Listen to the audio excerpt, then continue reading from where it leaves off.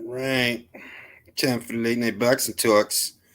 The next episode of the relay is already done. I will upload it immediately after this live is over. Let me just post this for the people on Twitter. Yeah, and we're gonna talk about a few things. I was goody old dirty, was goody Jack, was goody hot king. We out here. Unfortunately, Lee Wood has suffered an injury, which could very well be a blessing in disguise for him. Most of you already know my thoughts about that fight. I liked that fight because it made for an exciting fight, but I didn't like Lee Wood's chances in that fight. It was a great fight that didn't make a lot of sense from a business standpoint, though from a boxing standpoint, as a boxing fan, of course I wasn't complaining. But I did think to myself, well, why would you gamble the hot streak that you're on and the momentum that you've built with a high risk, low reward guy like Lara when you might as well revisit the Mick Conlon fight? Mick Conlon has already rebounded with Miguel Mariaga. He beat him on points. He's back in the winner's bracket, and there might be more money in that than fighting Lara. Overall, I understood how the Lara fight came into being. He was waiting for the Leo Santa Cruz fight. They made him a lot of empty promises, what I interpret as empty promises, and he tells himself, well, I'll probably make more money fighting Lara than getting 25% of a Leo Santa Cruz fight, because that was the split. That's what it was. It was a 75-25 split, and for getting 25% of the pot in what is a PBC show, not a matchroom show, he's like, well, I ain't gonna get no money doing that shit. So yeah, I'll step aside and I'll wait, and then I'll get to fight for 2 alphabet titles instead of 1. And they conjure up Mauricio Lara as a keep busy fight, and that is not a keep busy fight. It's not. It's you don't keep busy with a guy like Lara. You survive. Try to. A guy like Lara. So that's more or less how all of that came into being. That, yeah, it's a great fight. If he's injured, it's better for him because maybe it'll give him a chance to reevaluate what he wants to do. That you might as well fight Mick Conlon in that rematch because that was a fight of the year candidate. That was a fight of the year knockout. There's more money in it. I'm not against him fighting Lara, you understand. It's just that when you see a fight like that, you do have to wonder, what are you thinking? Like, what are you thinking? Sawab was good. Luis Mosqueda, que lo que, manin? John Baker, what's the excuse now, Jules? Fury smashes Joshua in December and Usyk in April. Who in boxing is making moves like Fury? He's trying to fight a dude coming off of 2 losses and you riding his dick. If he asked you to just suck the tip, you would. I was goody Mark, Gary, Country. Motherfuckers is really celebrating Fury chasing this dude off of 2 L's. That shows you what type of cat Fury. If that don't show you what type of cat Fury is, I don't know what will. You chasing a dude with 2 L's because you can't sell a fight by yourself. That's not a I told you so moment. If they put that man out there with Manuel Shaw, what's it going to sell? If they put him out there with a Geek Cabello, what's it going to sell? You just lucky that AJ willing to fight your ass, to be real with you, because I would have laughed. If you tried to go head-to-head with them on pay-per-view, I would have just been laughing that whole December. Like, fam, ain't nobody want to watch you fight people like that. That's what I was saying. That if he don't, and they always take what you say and try to twist it in a way. No, this is what I said. He better hope that AJ fights him in December, because if he doesn't, he has to go head-to-head with him. And he has to try to sell a pay-per-view in the same month. And don't nobody want to buy no Fury versus Char. Nobody want to buy no Fury versus Cabello. So you lucky that they even talking to you and that they willing to entertain you, because if not for that, you'd have been fucked. You and Frank and Bob, to me, it's a bit of a boneheaded move, but AJ is proving that dude is not one for ducking fights. He don't be ducking fights, because if he was in the business of ducking fights, he could have swerved this shit. If he was ducking fights. The truth is, that what y'all don't like about AJ is he could probably take your girl. Cause look at these cats, bro. Pear-shaped motherfucker. That's what they hate about that dude. Me and Drew be talking about that all the time. The real thing that they hate about AJ is he takes them back to high school when, like he like the jock, like the popular kid. And Fury is the kid that's smoking crack under the bleachers. That's who Fury is. And they the ones that's smoking crack with him under them bleachers.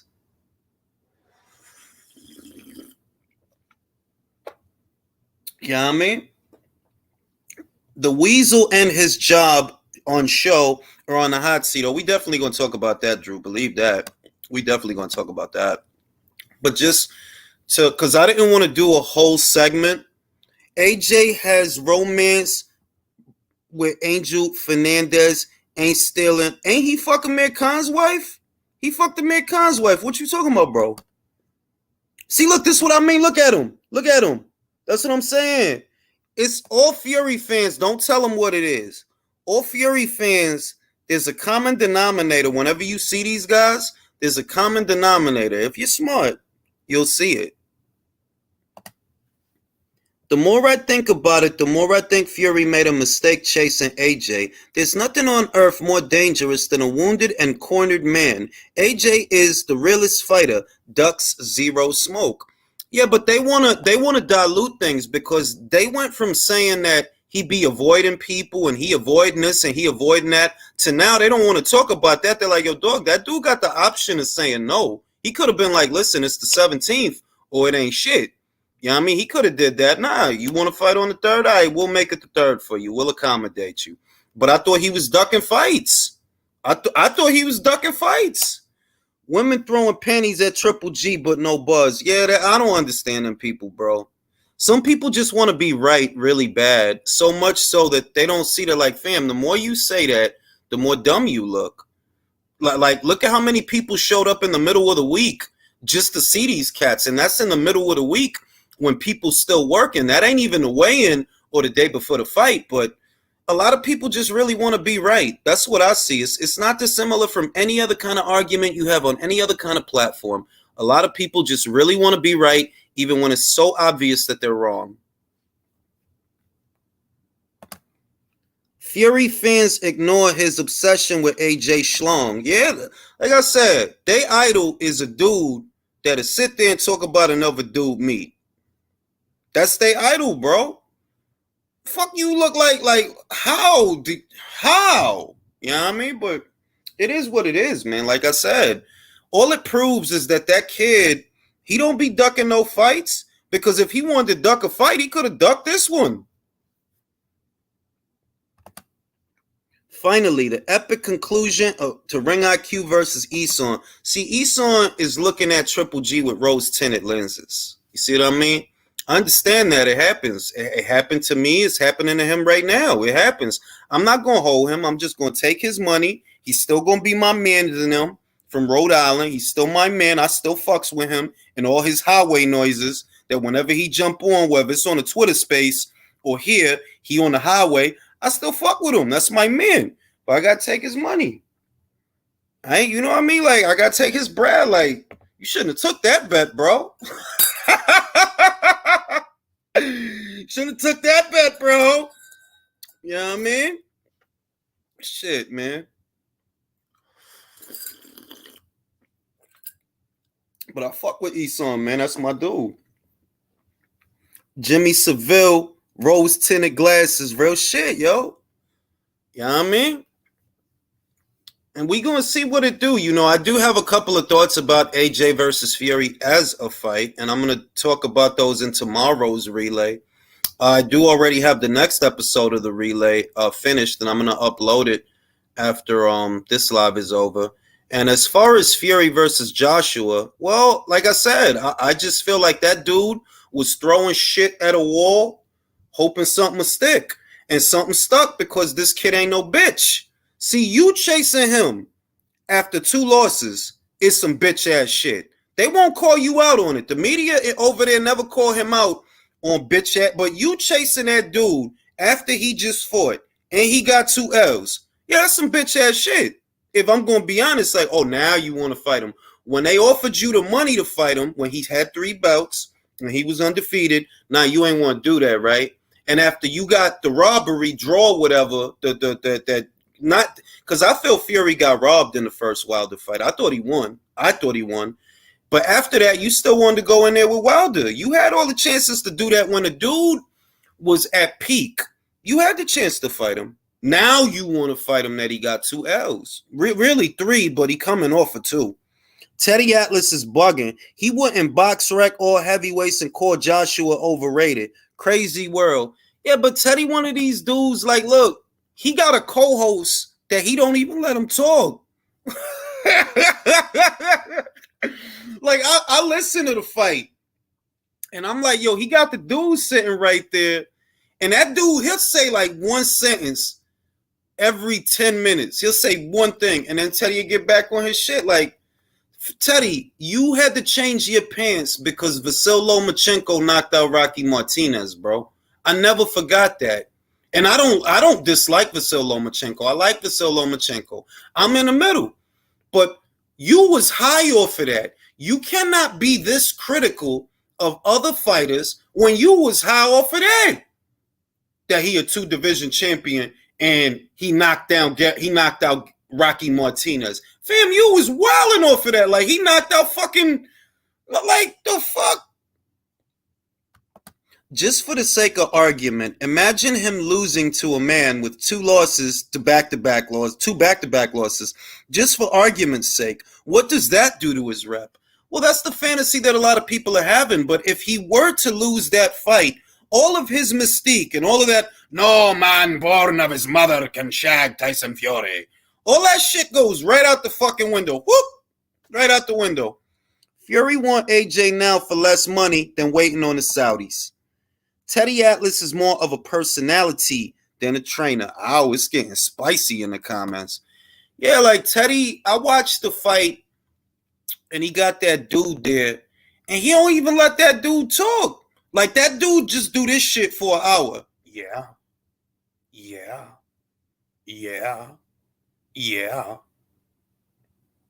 Wilder was literally booty clapping and twerking in a tattoo parlor. What you talking about? I did a whole video about that, bozo. He think I'm a Wilder fan. That's how you know this some old hillbilly. Bro, you probably live in a camper, bro. When the fuck? I was one of the first people talking about that goofy shit. I was one of the first. Like, yo, this dude is a weirdo. Why you twerking? I already know that's a UK hillbilly. You probably in a camper, bro. Do you like dogs? You like dogs?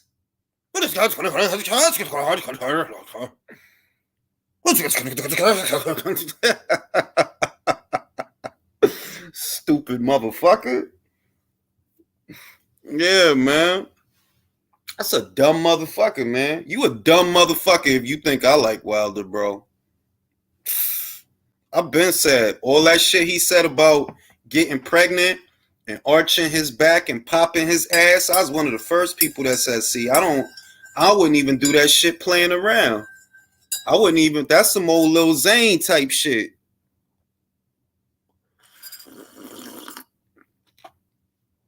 Do you like dogs? That's some old Lil Zane type shit. They cooking out. It's meat on the grill, so you gotta pop your ass. I wouldn't even do that shit playing around, bro. Only thing Teddy has done in years with firemen. Yeah, I remember that shit.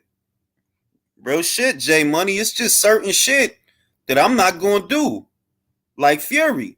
I ain't gonna be standing there with a camera in my face talking about, yeah, I wish my meat was like that. Why the fuck would I, like, huh? Wilder at the cookout, drawers showing.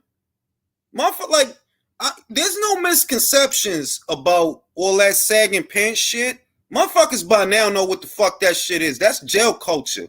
And that's you signaling that you put things in your culo hole. That's what the fuck that shit is. So any motherfucker still doing that, it is what it is. Wilder will be pregnant before real shit. He'll be 9 months pregnant before I fuck with Wilder, bro. I'm not a fan, bro. I am not a fan. All that shit is jail culture, bro. Motherfuckers walking around with their whole drawers showing. All that shit is jail culture, bro. And that's to let motherfuckers know. I don't even feel comfortable talking about that shit.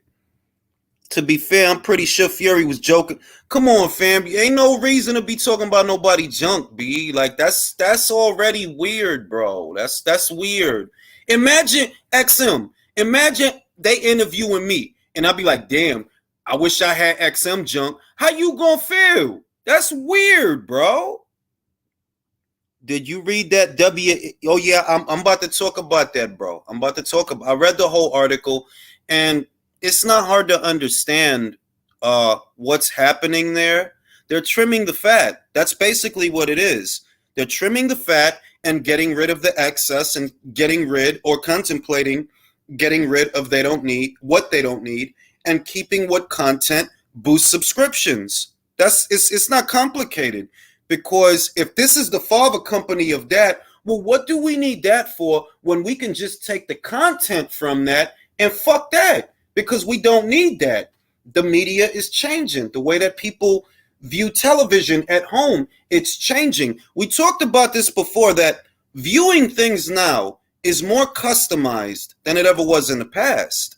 And you don't need Showtime to watch these shows. You could just make a Paramount app and you can have them same motherfucking shows right there. The question is, because we're not here to talk about Showtime exactly per se, we're here to talk about what effect it's going to have on boxing and whether or not they will view that content as being essential and integrated into this Paramount app. And there are legitimate questions there, because the viewing figures, for the most part, Showtime has it reaches approximately 35 million homes, approximately. I remember that being the number 2 years ago. It might have gone up, it might have gone down, I don't know, but I remember about 35 million. And you spend money to put those fights together. You spend money, production costs, camera crew, gaffers, all that shit. All that shit costs money. There's no such thing as a free lunch. And I've said it a million times. The higher ups at Showtime, at some point, they're going to look at those viewing figures and they might ask themselves, well, what are we getting out of this? What do we get out of this? All right, somebody texting me. Let me see.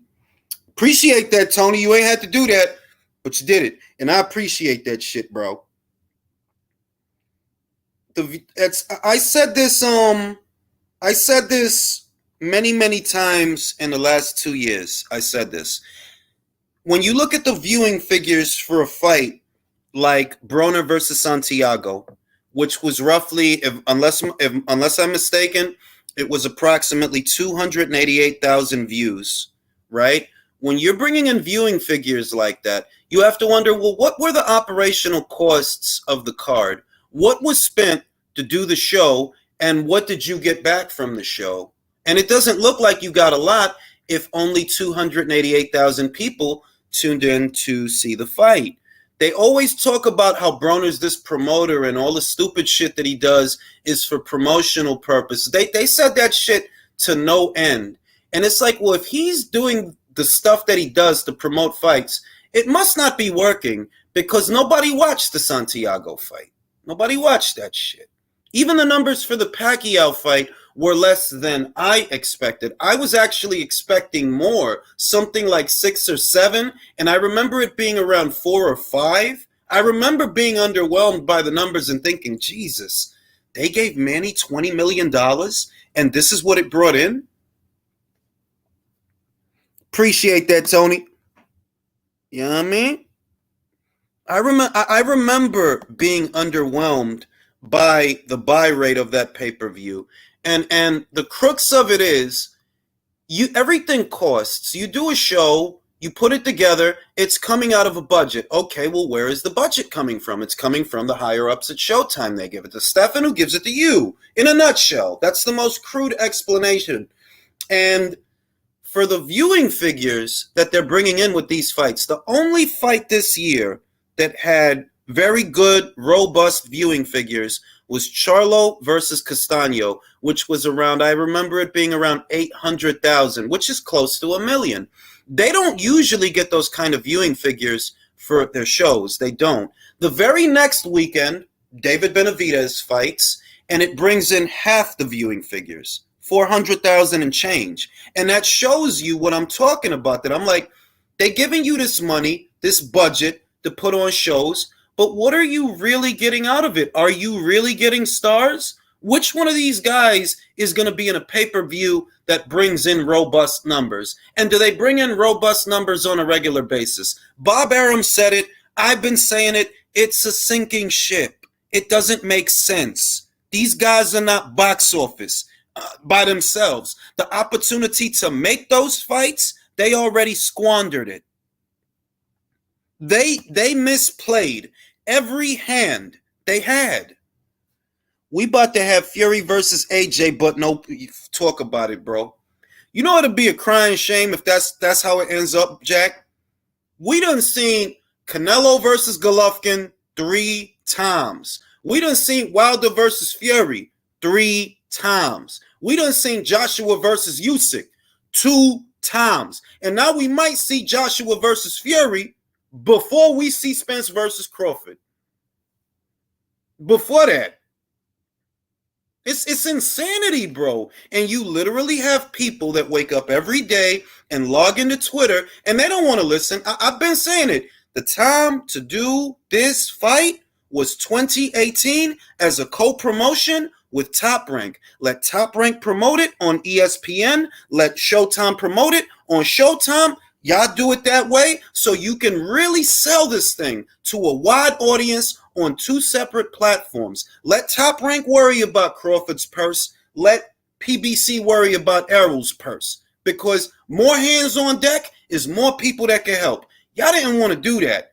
Now y'all stuck trying to sell this shit by yourself. I appreciate you 1 foot out the door. It's crazy. Now Crawford is coming up on a year of inactivity, and I can't be excited for this fight the way that I want to be, because Errol, but these guys are barely active. They're barely active. Showing some boxing love for the channel. I really wish the boxing would fund a balance and that these promoters would learn how to work together. You singing to the choir, country? Because that's what they should have been doing. To me, that's what they should have been doing. It sounds like I repeat myself, but it's because I don't have no more to say. They should have made the fight with Top Rank in 2018. Let Top Rank pay for Bud, and they'll promote it on ESPN, and you promote it on Showtime, and y'all, it'll be easier for y'all. But y'all didn't want to do it. I've long maintained that it was not their original intention to even fight Crawford at all. They gave Errol a 4-fight plan that spans 2 years. Mikey Garcia, Manny Pacquiao, Sean Porter, and who was the other one? I think he said Thurman. 4 fights is 2 years on the schedule that he was on. So they wasn't planning on no Bud fight. They was not trying to do that at all. The only reason they're revisiting it now is because you don't have anything to sell. Manny is gone. He gone. Bud's about to be 35, coming up on a year layoff. I don't like it, bro. I don't like it. I'm a fan of the guy. You know what I mean? I'm a fan of the guy, but I'm a realist. That dude is in his mid-30s and he hasn't fought since October of last year. I don't like that. So I cannot be excited the way I want to be excited looking at no shit like that. Talk about it, Russ. We getting Estrada versus Choco 3 as well. Russ, I'm going to need a favor because I know you're musical. I want you to do a version of The Man Comes Around that I could use on an intro, but I just want the guitar. If you could do that for me, please, I would greatly appreciate that. For those that don't know, Russ is very musical, knows how to play instruments. He know his shit, and I know his shit, and I would love that. You know what I mean? That's one of my favorite Johnny Cash shits. That shit just make I get goosebumps listening to that shit. That shit, and I've been everywhere, man. Cross desert, it's bare, man. Breathe the mountain air, man. Travel, I've had my share, man. That shit is a beautiful song. But real shit, yo. It's just hard to get excited when you see things like that because all the things that made the fight exciting are really no longer there. So it's sad, but we getting other fights. We're getting other fights. Like Russ said, we're getting Chocolatito versus Estrada 3. Yet another fight where we have seen these two men. We may end up seeing these two men fight 3 times before we see Crawford and Spence once. And it's ridiculous. And people defend that dumb shit. Thanks, bro. I appreciate it. I appreciate that, Russ.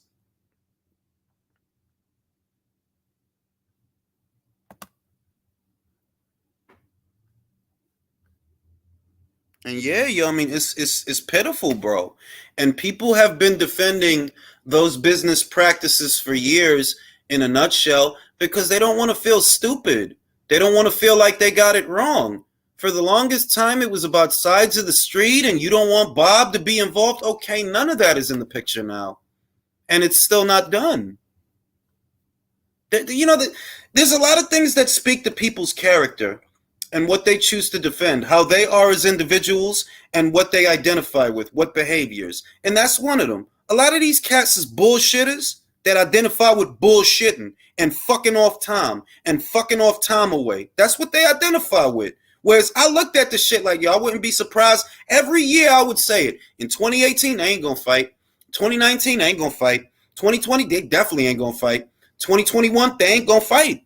We in 2022, and I'm like, bro, if they do fight, it ain't even what it was, man. It's not even what it was. It's just not even what it was, bro. We got a whole new crop of young fighters. We got Keyshawn, we got Jared, we got Torres, we got Keyshawn brother, we got Carrington. You know what I mean? We got Bam, we got Virgil, Boots. Hopefully they'll feed him somebody, you know what I mean? We got Stanionis. You know, we got Conor Ben doing what he doing, and that's exciting. It's too much of a exciting shit happening to still be. Yeah, I mean, it ain't even what it was, man. It's not even what it was. IQ hasn't been happening for years. You mean decades? Managers and promoters have been doing this ever since the Queensberry rules were established. What you mean, Antonio?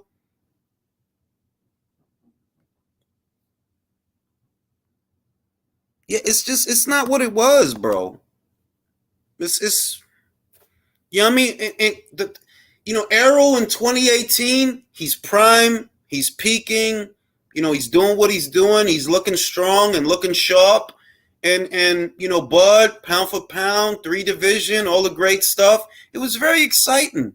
But it's not that anymore. Now it's like a fucking joke. Like, if I was an independent fighter like these so-called PBC fighters say they are, it would be in my contract I can or could fight on any platform when it comes to negotiations. I believe, Tony, and we've talked about it a lot of times, I believe that there were some fighters that had that kind of deal, like Mikey Garcia, like Danny Jacobs, because you see that they left. They didn't have to fight nobody. They didn't have to wrestle with nobody. They didn't have to go to court for it. When they wanted to go somewhere else, they went somewhere else. So I believe that there was like a few fighters that perhaps had that situation, but most of them guys, Adam Kovnowski, Charla, most of them, they can't leave. I don't think they can leave.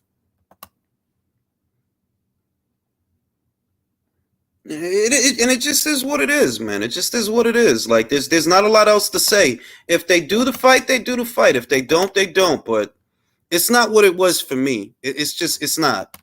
And the idea that there were people out there who actually thought that that's the biggest fight in boxing, after Tim Smith already said what he said, the VP of communications at the PBC, he said, people not going to buy that fight.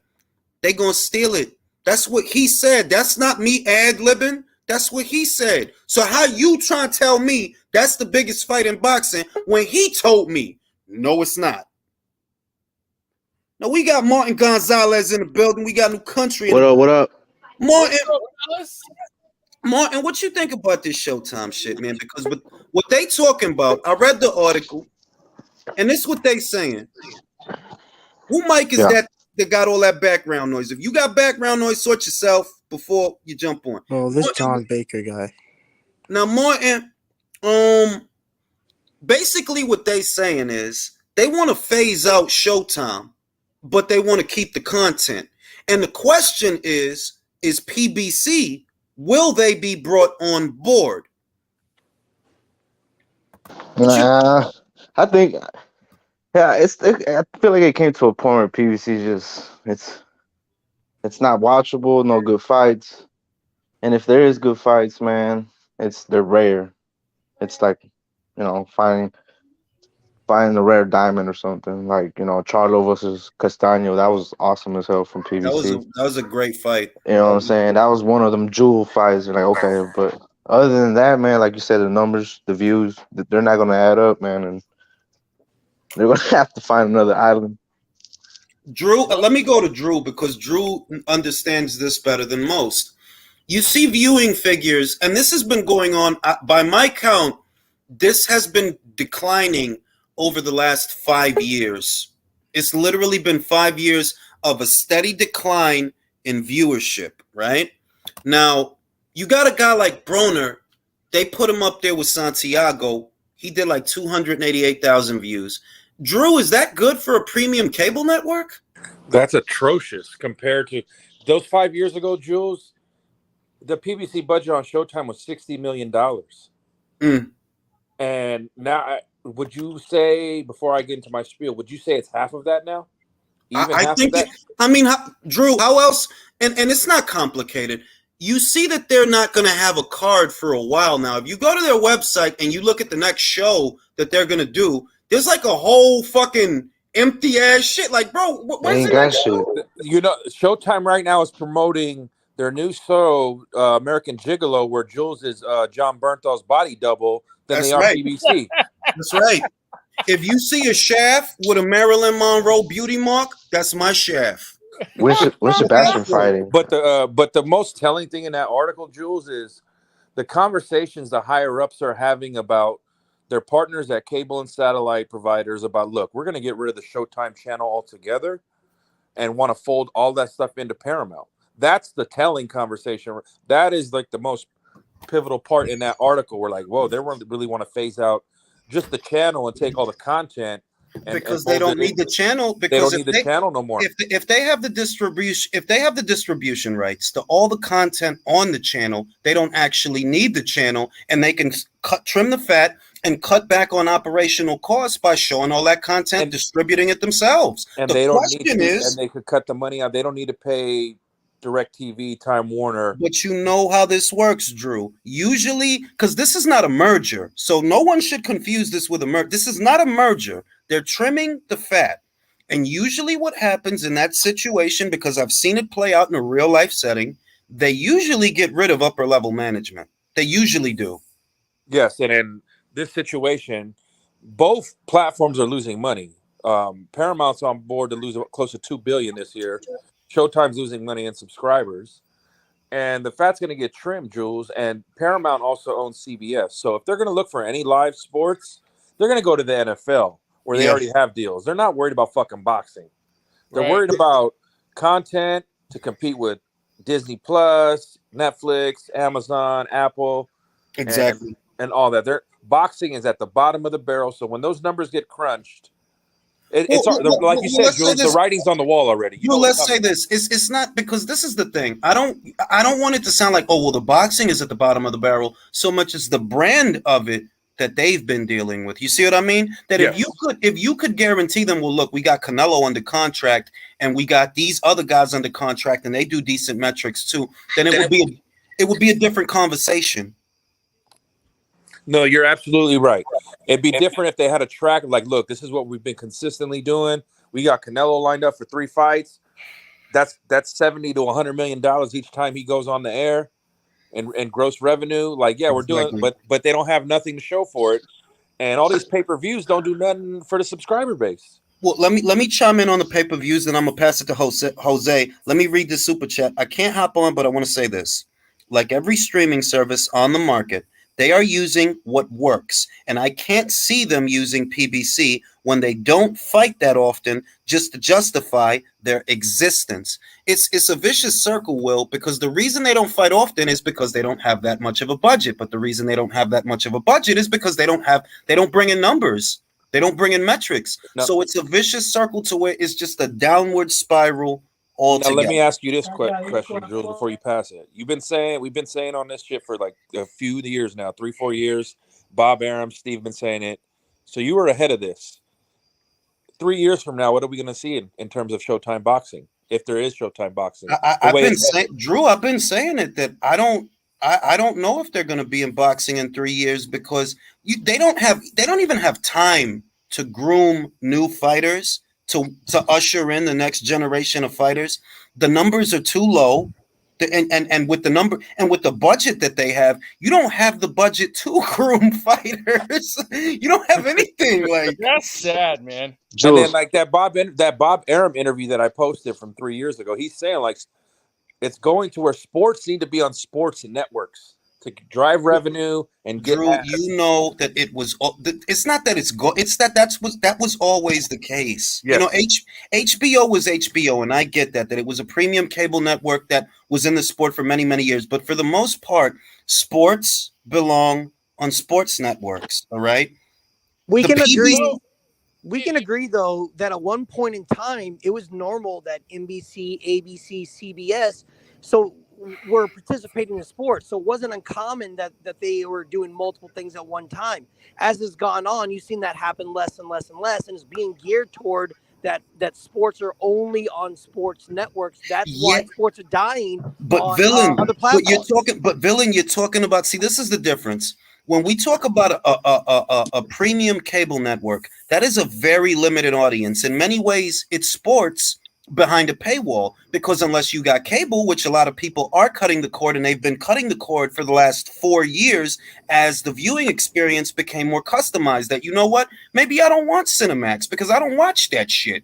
Maybe I just want HBO, or maybe I just want Showtime. You know what I mean? Right. It's different. Right, of course. But when you talk about a CBS, when boxing used to be on terrestrial networks, right? It was more beneficial because, well, that's not a paywall. Everybody has those fucking channels, or everybody had them. Now, it always came out under Wide World of Sports a lot of the times, though, you know? But it was still more accessible. Is my thing, that it was accessible, that no, you didn't have to pay for every single fight, whereas now they want you to pay every month or every other month. And no, that does not grow the sport, bro. It doesn't help it at all. Like, not even at times when it's $20. Look, the Clarissa Shields pay-per-view was $20. But how many people actually bought it? Not much. And what Showtime's asking us to do to watch boxing is, pay for the subscription. You'll get boxing once every 6 weeks, maybe. Where DAZN, look at what DAZN's giving me this year. Exactly. Now, let me read the super chat. Randy Arias asks, why is Matchroom sending Alicia B to Sky? Is the bartering age coming? My understanding, and this is what she told me, they offered her a lot of fucking money. According to her, she's making more than Mayor. That's what she said. All right.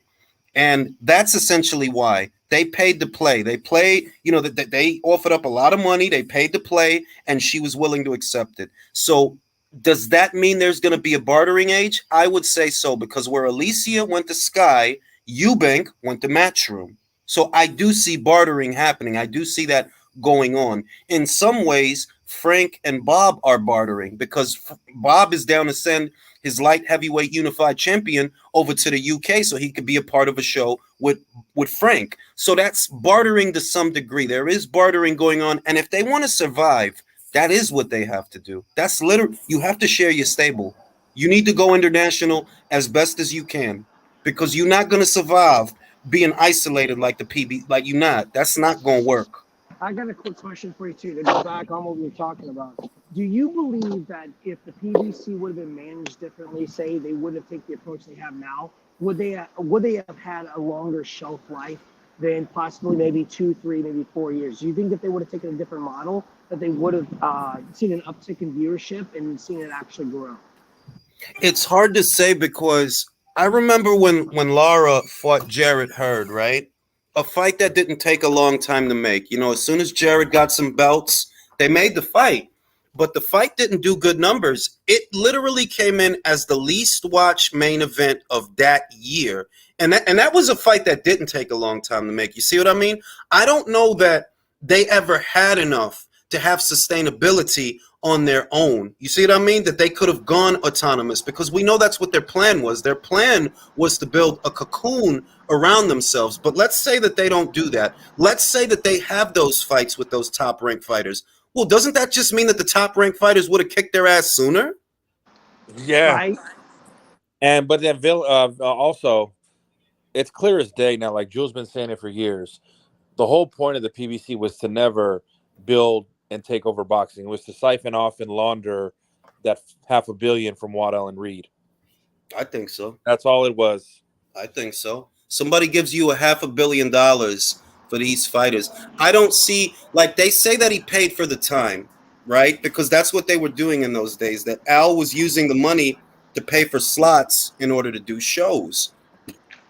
But even with that, I don't see how you could have spent that much money on those shows and that time. I just don't see how that's possible. I don't. Remember go back and remember what fights were happening around that time. What? Danny Garcia versus Lamont Peterson? Danny Garcia versus Rod Salka? Keith Thurman versus Robert Guerrero? This is where the money went. It's $500 million. And Jules, how hard is it for you? You're Al Heyman. You go to one of these TV executives, like, look, you guys are going to spend money on this shit time slot that nobody's going to watch. How about I give you money and let me put my content on there? Bro, look, the way I see it, honestly, I don't know that they ever had, because it's a boys club, and Top Rank has always cornered the market on up and coming talent. Like, that's the way it's always been. They get the good guys, the good amateurs. They always end up over there. So when you think about the stable of fighters that they ended up with, you tell me, what could they have done differently to have sustainability? If you isolate yourself from everyone else and create a world unto yourself, can you really survive doing that? But let's say you don't do that. Let's say you have those fights with those other fighters that are on other sides of the street. A lot of your guys going to take L's. Yep. Look at it. Tank would have lost 6 years ago when we were asking for the Lomachenko fight. Look at it on a bigger perspective. So you use boxing as an example. Tell me which civilization has ever cut themselves off completely from other civilizations, even with like simple like trading, and haven't done that. Which ones have ever prospered without doing it? I mean, China tried to isolate themselves for a while, but eventually they had to open up. North Korea is isolating itself now, and look at the shape they're in. Well, yeah, but economically, China is not doing well. As much as they're suffering from an economic standpoint. No, they're doing well now because all the jobs got exported, so their economy is booming. They're doing well now. From what I've read recently, is that they are starting to falter economically. I'm not saying they're falling apart. I'm just saying, yeah, but I mean, eventually back during you guys are Nixon, both, they did open up more. You guys are both right. They're doing well compared to when they were isolated, but right now their recession's hitting hard. Correct. But North Korea is a better example, because North Korea has basically shut them off from everything. North Korea is an example, perfect example of PDC, because North Korea loves propaganda. They love lying to their fans, telling them everything's okay as everything is falling apart around them. And then they're vilifying anybody else. So yes, PDC equals North Korea. Yeah. There's no better parallel. Kim Jong-un of boxing.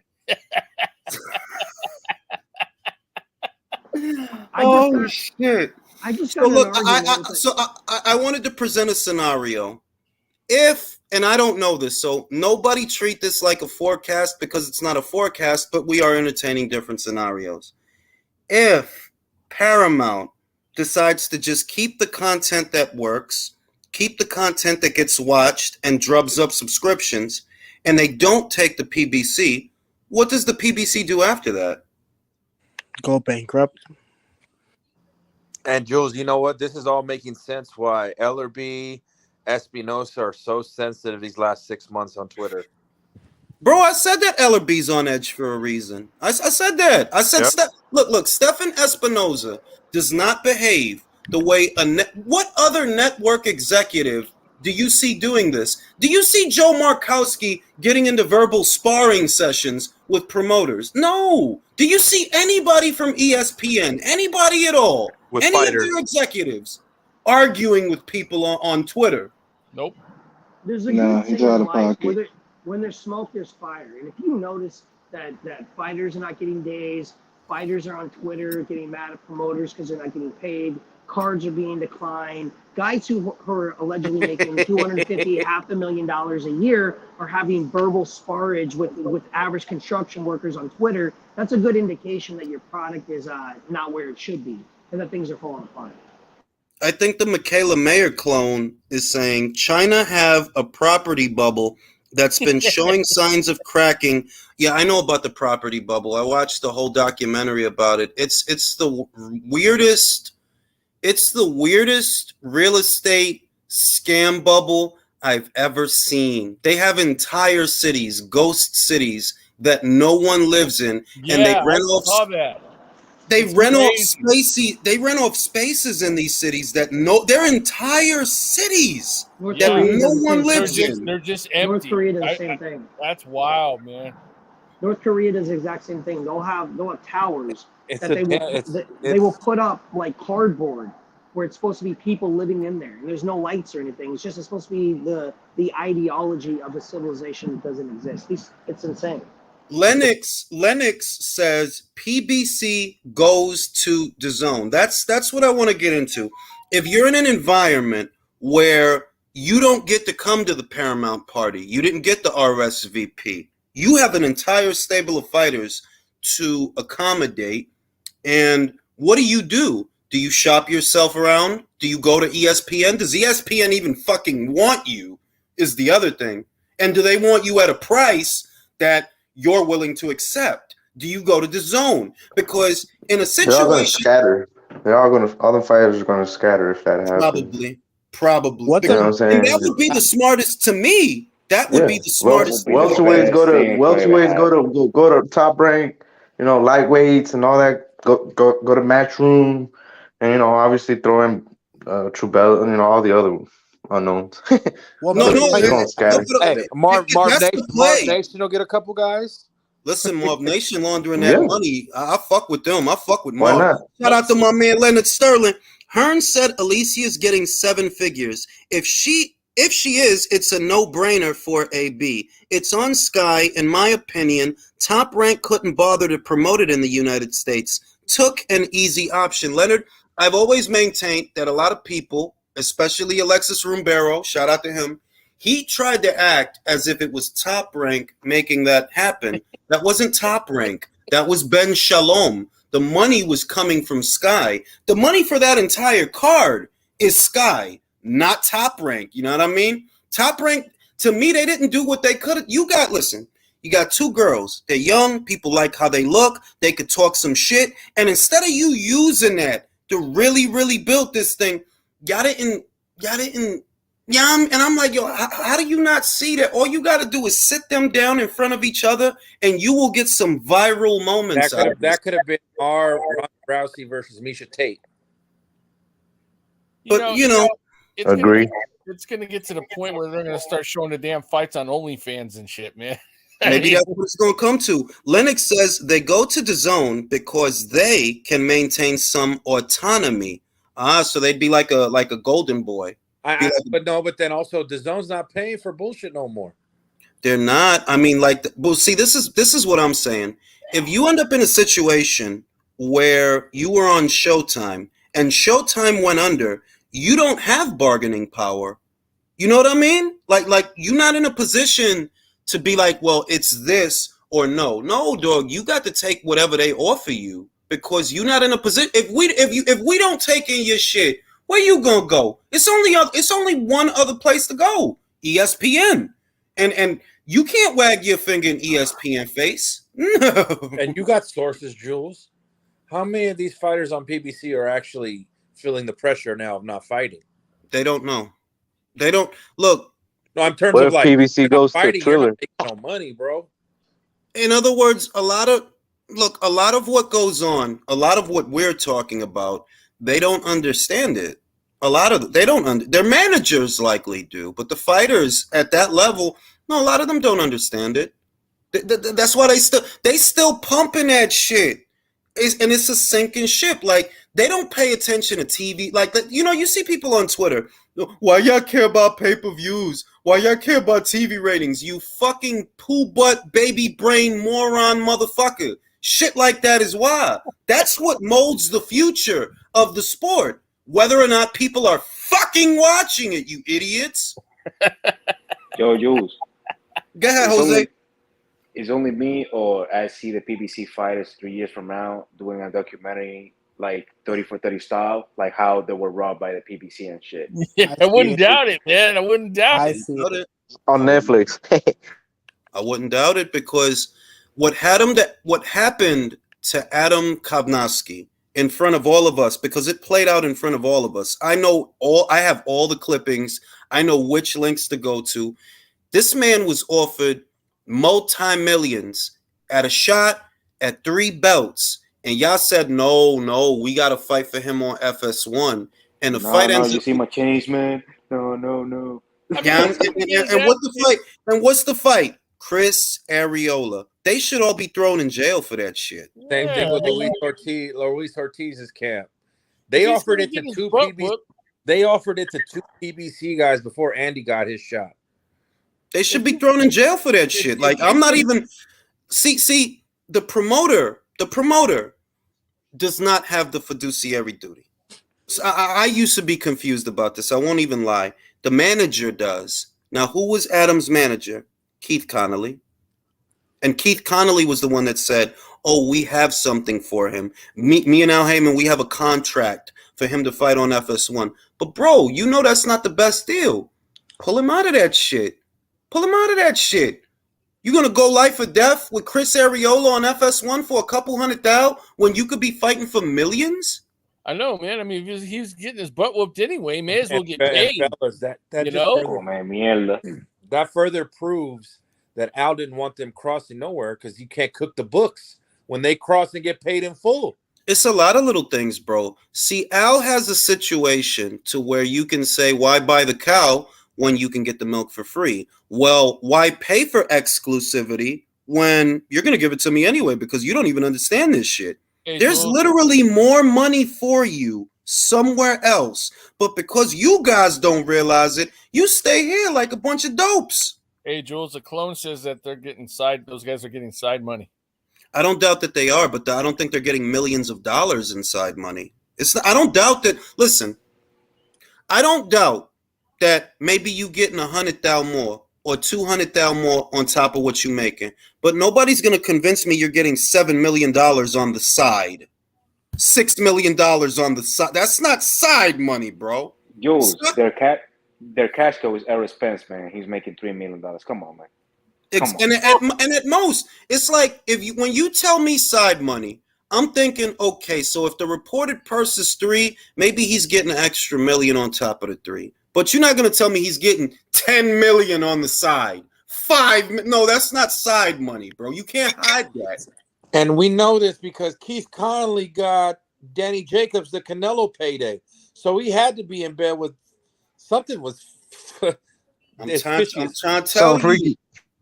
trying to tell you, like, to me, if you look at the number of fighters that have actually landed a Canelo Alvarez fight, Eddie Hearn has done a good job for his fighters, whether people want to admit it or not. Jacobs got the fight.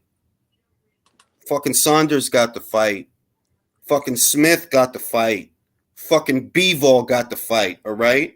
And these motherfuckers you still got 3-4 motherfuckers over there waiting, like, we gonna get Canelo this year? No? Bunch of idiots, man. Yo, Jules, how much money Danny Jacobs made for his last fight? I think he made over $1 million for that John Ryder fight. No, he did. And over $1 million with Chavez too.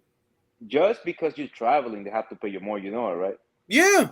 Because they have to move your entire camp and all that shit. Because they have to pay for all your expenses. Like when because you're paying the fighter to fight your fighter. So he actually got paid like 2 point something. something like that. And for Rosado as well. And that was his thing. That wasn't a great fight, and he got paid well.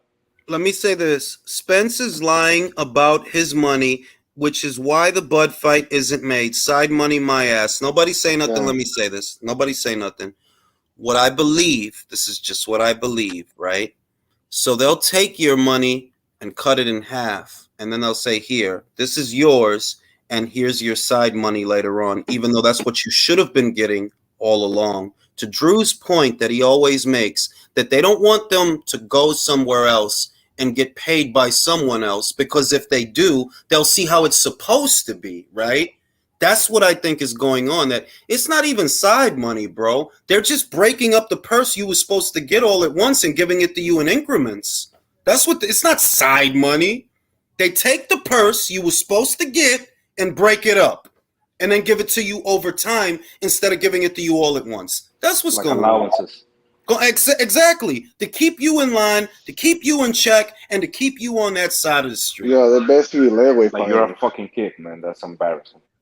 Why would Broner, a grown man who's already been a 4-division champion, why would he be telling Al on Instagram, give me my money? What you mean, Con give me nueve my money? muchachos, yo, with like 7 kids, my nigga. Like, come on. Bro, That's I'm getting paid crazy. like I'm getting paid in licks. Like, Clone what- says that the reason the PBC didn't make the fight with Buttisker, they're trying to lock him into a multi-fight deal. And I said, look, for me, I was goody Candace. For me, I cannot, as an adult, lambast him for a decision that I would make myself. I'm not going to walk into a bad deal, and I'm not going to let you bully me into being in a bad deal, because that's why so many of your fighters' careers have died on the vine. I don't really have a lot to lose. At worst, this fight doesn't happen, and I will find something else to do. But beyond this fight, you don't have that much for me anyway. What do you got? 2 fights? The Charlo fight and this, and that's it. Bud could go on the zone and fight Virgil Ortiz. Might as well. Might as well. Boxers don't have OF because they are making money. OF? I don't know what OF is. He's talking about OnlyFans. OnlyFans. Oh, only. Oh, right. Oh, right. Right. Like, Yeah, I think I answered that. well, listen. The other angle of it is this. Look, let me put this up. This is not what happens when you're doing well as a network, as a platform. This is not what happens. If Showtime were drumming up business and boosting subscriptions, right? If they're doing good, you don't see headlines like this, that Paramount is considering shutting down Showtime. They wouldn't be considering that if they were doing good, so they must not be doing good. It's not complicated. And then A lot of that content on Showtime you can get on streaming services now. And you read the article, Jules. Paramount's excuse me. Paramount's not doing good either. Neither of them are. That's why they're trimming the fat. They're cutting their losses. That's basically what they're doing. Drew, They're when on you red broke the alert. news, when you broke the news, Drew, in Coach Malakat's show, you almost had me. I thought the Showtime network was going under. That meant the PBC was going to be gone, but instead it's the Showtime app, Oh, the it's Showtime coming. Anytime app that's getting phased out. Well, And no, it's no, being not just merged that, with Virtual. the So Paramount if Plus you read app. the article, they're talking about shutting down the channel from like DirecTV and cable and just molding it all into Paramount Plus. This is what you do, Virtuoso. Read the whole thing and go down to the articles that are towards the bottom, and you'll see what they're basically saying they want to do is taking the content that's on Showtime and just distributing it through the Paramount app, because they don't actually, since they own the content anyway, right? They're the parent company. They don't actually need Showtime to distribute it, so they can cut off operational costs. They could cut down technology. It's cheaper for them. Jules, cut off the it's like middleman. it's starting to remind me of WCW in the late '90s and early 2000s with the AOL merger with Time Warner. They didn't want to pay for like wrestling because they knew the ratings were going under. It was tanking. The content was poor, and it's like the signs are there, man. Like I read the tea leaves. I get it. The writing's on the wall. Yeah, like it's not complicated. Like Because these these are not. networks, well, real quick, these networks are trying to cut out. They're eventually, it's just you need an internet connection. That's it. You don't need cable. You don't need satellite. So Well, Right. I've why been are we gonna saying pay? it. I've been saying this for about 3 to 4 years now. More and more Americans are cutting the cord because the TV experience is more customized now than it ever was in the past. Before, if you wanted to watch a particular channel or certain channels that you liked, you needed a cable subscription. But Right, it's and not well, like that anymore. the problem is, cable also forces you to take like a bunch of other channels, and then like they'll have one channel that you really want, but then you've got to upgrade, and it's like $100 a month when you were only paying like 40, and like people don't want to do that. Well, You the know, thing is, hold on. The thing is, you don't have to do that anymore. That's what changed the game. That if you want Showtime, you just get Showtime.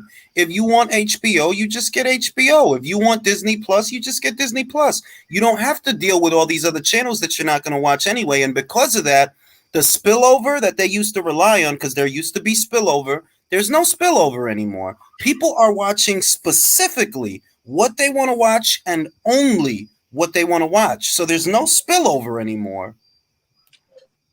Very you true. know what, Jules? I think for the last like 10 years, there's been like a proliferation of like streaming apps. And the irony is that when people have selective, programming, it's still ending up like when you add up the totals of all those subscriptions to those streaming apps, it's the same as your cable bill. It is, but when you reach that point to where you're paying as much as you would if you had cable, you might as well have cable. Yeah, yeah. It's the mind fuck of where you're getting it direct to That's American consumer. capitalism, Jules. You're getting direct to consumer. You could binge it all. You ain't got to wait every week because of the TV and the ad revenue and all that. They're gonna make it to where, okay, you want the cheap subscription, you're gonna get commercials. Yeah. You want no commercials. You want to binge it. You don't want to wait. Remember, Drew, Hulu used to be that way. Hulu didn't used to have commercials. Yep. Netflix didn't used to. I think Netflix Netflix. used to be the one. Like they had all Yeah. the content, and then all the studios broke up, had their own streaming apps, and then you had a proliferation. And And it then makes sense why Espinosa and Ellerby have been on edge all year. This is coming. I'm gonna Yo, say you that. know what's funny? You know what's funny, you? That Mayweather and Ellerby was making fun of Canelo a couple of years ago. Oh, he's fighting on an app and shit, and now you have to fight on an app or you out of market, bro. Like, what's up? Well, I mean, Mayweather should be embarrassed because your fights are on your exhibitions are on Fight TV. No major broadcasters want to give you any money for whatever the fuck it La, is you're la, doing in Japan. la pregunta es, man, ¿dónde están todos esos cuartos que tú hiciste? Like, Yo te lo all the estoy fucking money that diciendo you que made? Al Heyman le cogió el dinero a ese tipo. I firmly believe that que he did something to the money porque ¿cómo va a ser que un hombre con 43 años está haciendo toda esta vaina? Bro, you should be shagging and getting different types of blowjobs on different continents. You should not be doing this bullshit. It doesn't make sense. You keep a busier schedule than active fighters. Think Charlo hasn't fought this year. Mayweather will have fought 2 times this year, but Charlo What? hasn't fought this Qué year. vergüenza. That's fucking nuts. Yo, Crawford hasn't fought this year.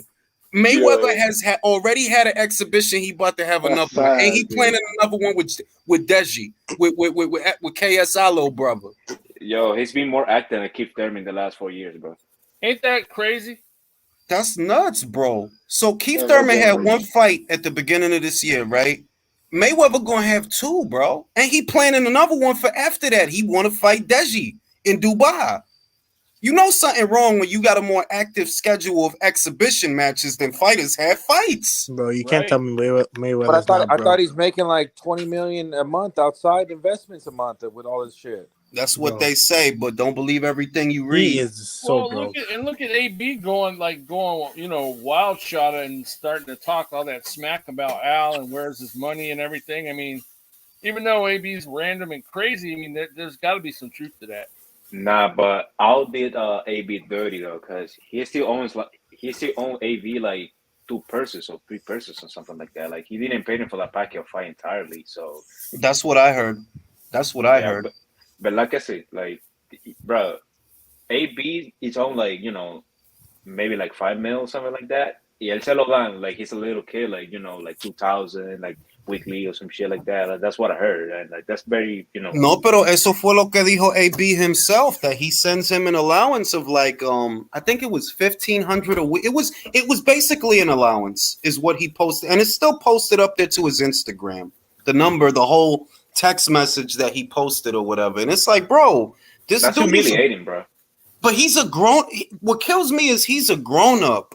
How could that be the situation when you're a grown up? You're a full grown adult. You are already a 4 division champion. How Because could you he's not have allowing- access to your own money? He's allowing Al to do that, though. And he probably got him hemmed up in the contract when he signed it, and that was part of the way it was structured. Do you think he wrote in that power of attorney?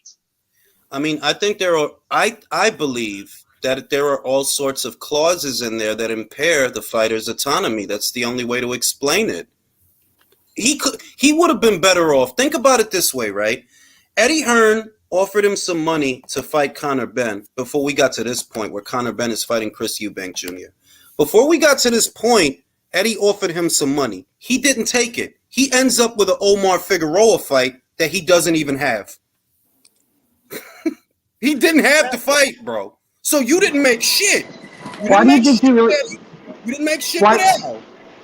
Why did he really pull out of that fight, in your opinion? Besides quote unquote mental. I can't understand you. It's too much background noise. Well, look at Leo Santa Cruz. I mean, look at how he is. He hasn't fought in how long, and he's not doing nothing. No, he fought earlier this year. He did fight. He was the best fighter right now.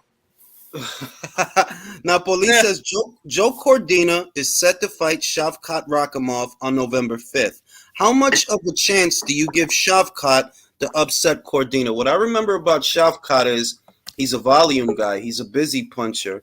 And I don't know that Joe Cordina, I need to see more fights of Joe Cordina because he doesn't really look like a combination puncher. He looks like a guy who throws one or two shots at a time, but he has good feet and he's accurate.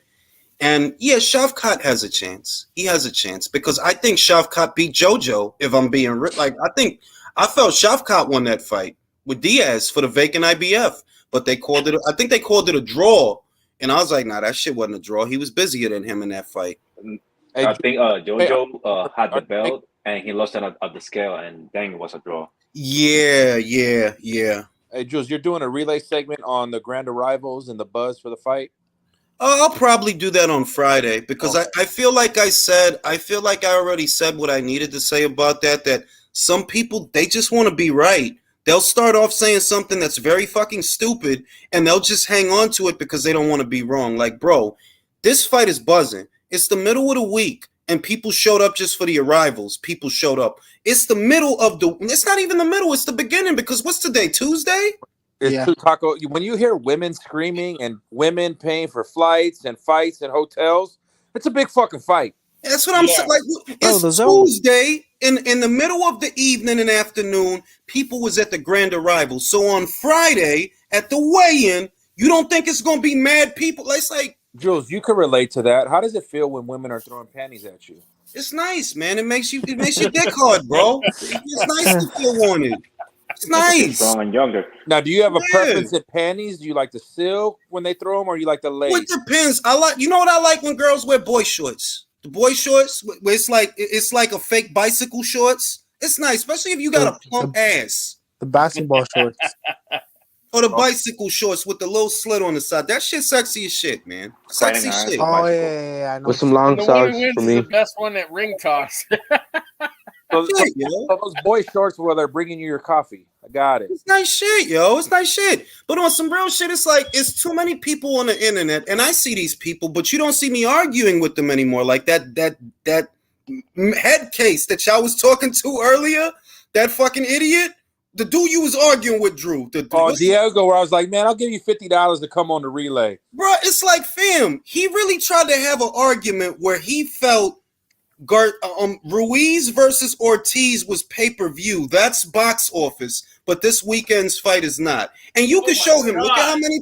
Look at how many people are showing up for this. Look at how many people are not showing up for that. And he's the kind of guy, he'll keep arguing because he just doesn't want to be wrong. And it's like, I don't have time for nobody like you. You're not getting nowhere. You're not saying nothing. You're not making no money doing the shit you're doing. I'm not worried about you, bro. Leave me the fuck alone. I'm not worried about you. Him. and someone kept bringing him into conversation.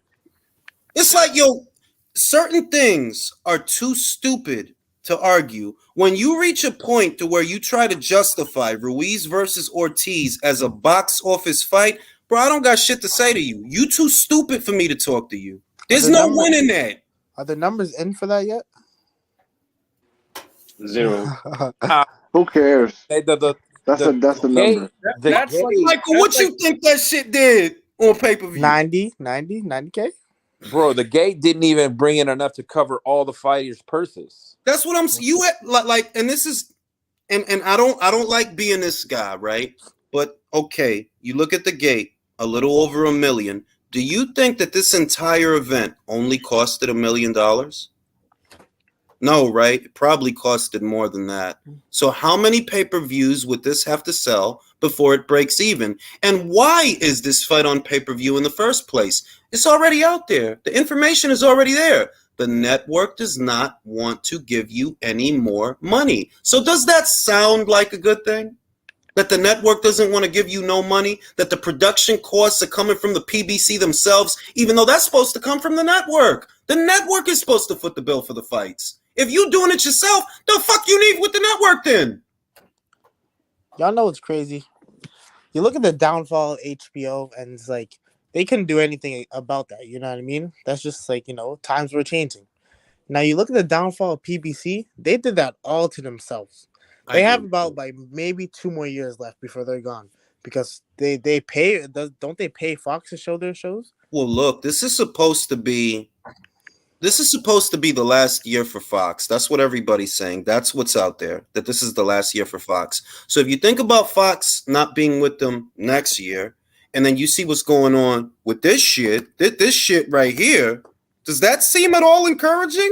Oh my God, they're gonna go Thriller. That's where they're gonna go to fucking fight. Fight. Oh, I hope PBC disappears, man. I hope they disappear too. Well, this is actually good news for all of us. No, it is. It's gonna make the fighters. I just want to. I look forward to that live where Jules is. Next question is, which fighter goes to where? Honestly, there's good fighters on PBC, bro. I just want to see the live where Jules is laughing that PBC's on Fight TV now. No, you know where they're all gonna go? They're all gonna go to Mayweather Promotions. No, because I mean, you still need a platform. You still need a broadcast partner, though. You need a broadcast partner. And if you don't have a broadcast partner, where the fuck are people going to watch your fights? Who's going to put up the money for the production costs? Because everything costs money. When you do a show and you see a guy standing there holding a camera, that costs money. All of that costs money. No, but what I heard about the PVC, listen, first of all, they haven't had a solo show in a while because Tank and in the Barclays with what's his name? Rolly. Yeah. Romero. Yeah. They didn't do actual sellout because I know people that was in the stadium and they said, yo, when I look up, I saw they cover all the seats on the top, so it was not like all full. And another thing I heard is that PBC is banking all the ships. They're putting all their ships into that Errol Spence and Crawford fight. That's like the last hope. Gotten it over the line. So if they don't do that fight, they gone. That's what I heard. So like they're actually doing desperation things, like offering Bud Crawford how much was it, like 12, 14? Listen, like 4 fights, some shit like that. They're at a point you can't pull them out of this situation. And I said this to Drew on Twitter earlier, that you can't pull them out of this situation with a single pay-per-view. This thing would have to do like a quintillion buys for you to save Showtime. Because with the higher-ups, and I've been saying this, they're going to look at the consistent track record of viewership for the average PBC show, and at some point they're going to ask themselves, what the hell are we getting out of this? Are we getting new subscribers out of this? No, right? I can that shit. We don't need that shit. That 20, because realistically, Jules, how much? Give an estimate. Their budget used to be $60 million. What does their budget look like now? 15, 20? I would say, based on the shows that they've been doing, I would say it could be as low as 30 to 40. And I wouldn't be surprised if Bellator's maybe getting less. More. Maybe because we gotten $30 million worth of boxing from Showtime. Think about wait. One, think about the fights and think about the weights. You notice that you're seeing smaller fighters on Showtime shows now, like Jerwin Ancajas and Fernando Martinez, Leo Santa Cruz, and Mark Magsayo. These are not guys that command $3 and $4 million purses. So that already the guys that do or should get $2 and $3 million, they're not fighting. Where's Jamel, the undisputed champion? Where's Jamel? Where's Jamal? And is Wilder on Showtime or is it going to be Fox? Fox. So they can't even say they're using the budget for Wilder's guarantee. It's more and more obvious. Like, I would, honest to God, I wouldn't be surprised if their budget is 30. I wouldn't be surprised. I wouldn't, because I don't see $60 million worth of shows. 40. I don't see where. If they had budgets as big as they claim to be, or as we think they are, then they wouldn't have to be doing these back-end pay-per-views. Honestly. Well, with Fox, see, this is the thing. A lot of the shitty pay-per-views that make no sense are on Fox. Like Charles Martin versus Luis Ortiz, that was Fox.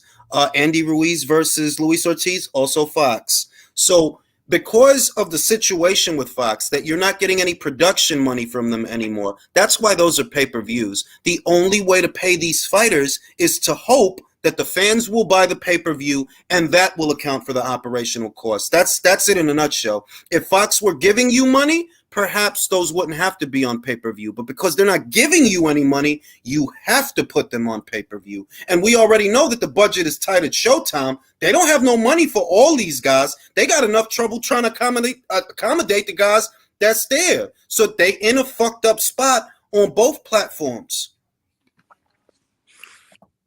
Napoli says, Stefan Espinosa's been running Showtime Sports to the ground. In my opinion, Showtime Sports was much better when Ken Hirschman was running it. I agree.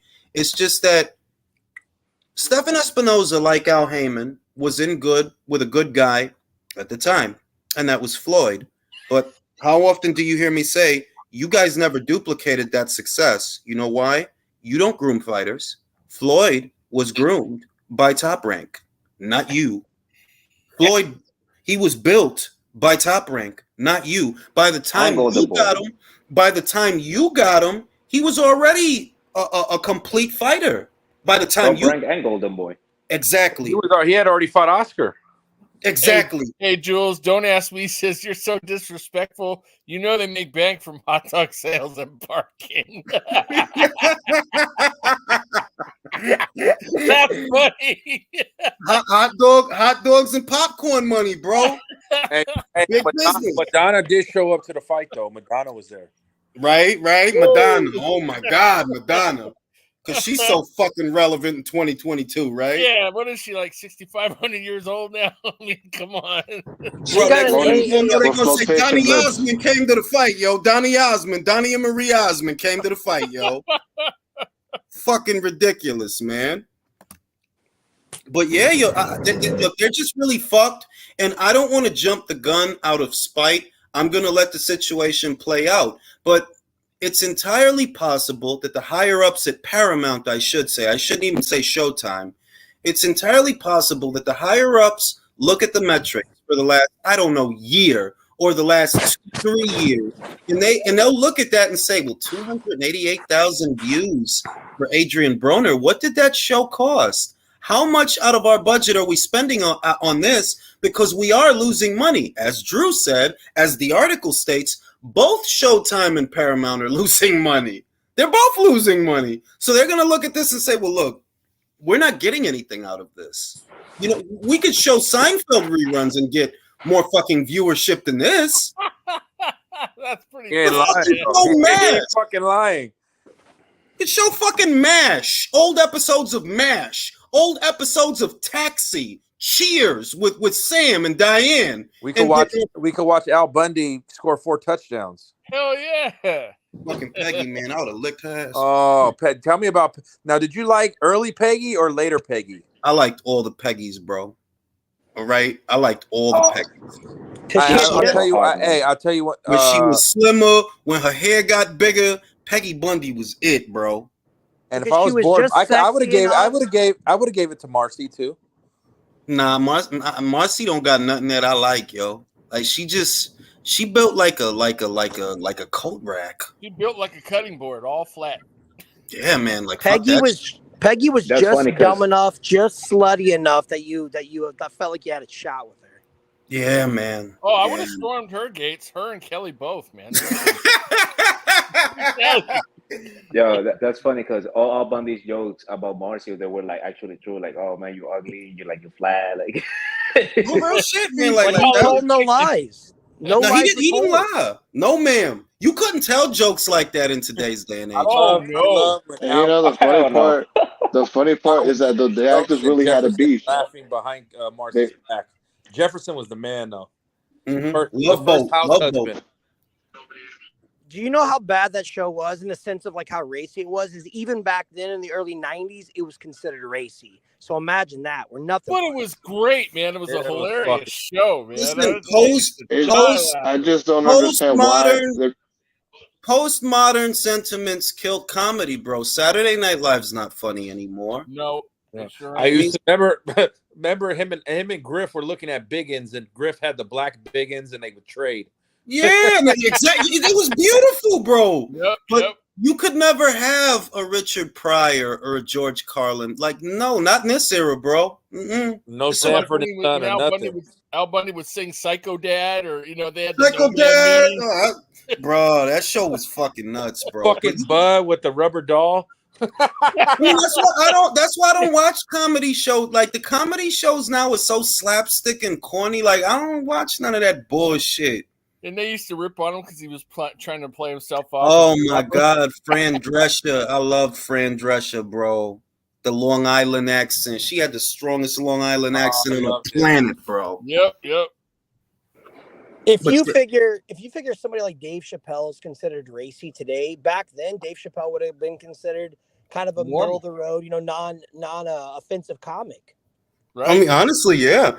Manny Ruiz says, since Heyman got into boxing in the early 2000s, he declined the sport with his mismatches and unwillingness to work with other promoters. I agree. The beauty thing of it is that as bleak as this situation seems for them, on a global scale, the sport is thriving. It's growing. It's literally growing. It's grown to the point to where social media influencers are dabbling in it. No, I don't like it. But that shows that different eyes are coming to the sport. They are, though. You got people in Abu Dhabi putting up big cash for matchroom shows. You got people in Saudi Arabia putting up big cash for Joshua fights. So the sport and its health is actually okay. But as far as them, they're kind of fucked. They are. Their biggest fight's going to be Jake Paul versus Anderson because boxing fans know. Listen, Boxing that's the fans, same night. That's the same day as the Lomachenko fight. exactly. Boxing fans know who Anderson is, and MMA fans want to see. So both Bro, of us but want do to you see Jake lose. bro? No, I'm telling you right now. I was thinking about buying it till I realized Lomachenko's fighting that day, bro. More gonna views buy for it. Lomachenko. But There is absolutely no chance now that I buy that fight. And Amanda ain't even on that shit, so it really ain't no reason for me to buy that shit. It ain't. There's nothing on that card I want to see. If Jake get knocked out, I'll catch the highlights. That's it. Let's hope so. Bro, Mhm. if Jake gets knocked out, bro, I would be almost as satisfied as when I saw Usman getting knocked out, bro. I see that shit every morning, so I feel good. Bro, I would be depressed. I would be depressed if my man, because I fuck with Anderson Silva, by the way. He got wild charisma, B. He got swag for days, B. That's Oh cool. hell Hey. yeah! I grew up on Okay. Anderson Silva. That's the fucking dude. Like everybody know I ain't into MMA, but it's a couple of people that I like. Anderson Silva, Fedor Emelianenko, whatever the fuck his name is, the emperor, the Russian Nate dude. Diaz. Fedor. Fedor, you know what I mean? Motherfucking Joanna Hergovics. and we all know what he would do to Thug Rose's farts. Rose Namahama Kama. I got mad respect for Chris Cyborg because she's one of the pioneers. Does Doug Rose Bullet. still have her belt? Because I know she lost it and then she won it back. Manny They Ruiz got says, Valentina Shevchenko. Valentina, you gotta respect Valentina. Even if you don't watch, you gotta respect Valentina, yo. You got to respect Valentina. Manny says, proud to say, guys, I've never purchased a pay-per-view that involved Heyman, even when he worked with Golden Boy Promotions or HBO. I will say this. I've bought some of the, I've bought some of the PBC shows. I did. We know what they are. I did buy First Camilla. Spence versus Porter, Plant versus Canelo, Charlo versus Rosario. I bought that. One or two of the Wilder fights with this cat with Fury. I bought some. I did. I'm not a cheapskate. If it's intriguing enough, I'll buy it. It's not a lot of money. Hey, Jules, the clone is asking, is there a danger of YouTuber boxing taking over boxing? Says No. those guys are filling arenas. They're filling arenas with children, not boxing fans. The PBC are so bad that Jake Paul is the cash cow. And I did want to address that. I was going to do that in a segment, but I'll do it here because I don't actually want to spend a lot of time on it because I see people raising that question more and more. Are actual boxers under threat of being overtaken by influencers? And the answer is no, because they're not sharing an audience. Their audience and us are two different audiences altogether. The night of Jake Paul versus Anderson Silva, I just said, I'm not buying that shit. I'm going to be on ESPN with Top Rank and Vasyl Lomachenko. All right, I'm going to watch some Rotisserie Ramirez versus some Jesse Magdaleno in the co-main, and I'm gonna watch my man the Matrix in the main. All right, there's no chance of me buying that Jake Paul pay-per-view, and Right. that's a microcosm for the audience. In all likelihood, everyone on this panel is likely of the same opinion. Vasyl Lomachenko's fighting tonight. Why the fuck would I be watching Jake Paul? Exactly. There's no chance of me buying that fight now. Like, I didn't even realize it until after the fact when they put the poster up yesterday. That I'm like, oh shit, that's the same day as the Jake Paul shit. Well, I guess I ain't buying that shit. Does the WBC It's on. does the WBC give us the influencer title next year?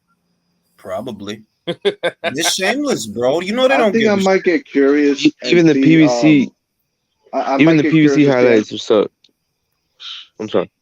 No, I was just gonna say I might get curious and might see Anderson Silva put like Jake Paul through the Matrix. Actually, do that. No, I mean, there's plenty of links out there for you to watch Jake for Yeah. free. So if you gonna do it is though. Like I got some shits. I ain't even worried about it. Shout out to Lady Chan. Shout out to Lady Chan for the hookup. Gave me the hookup. All right. You can watch any old motherfucking thing if you want to. I'm And- the split screen wizard. I watch But both at the same time.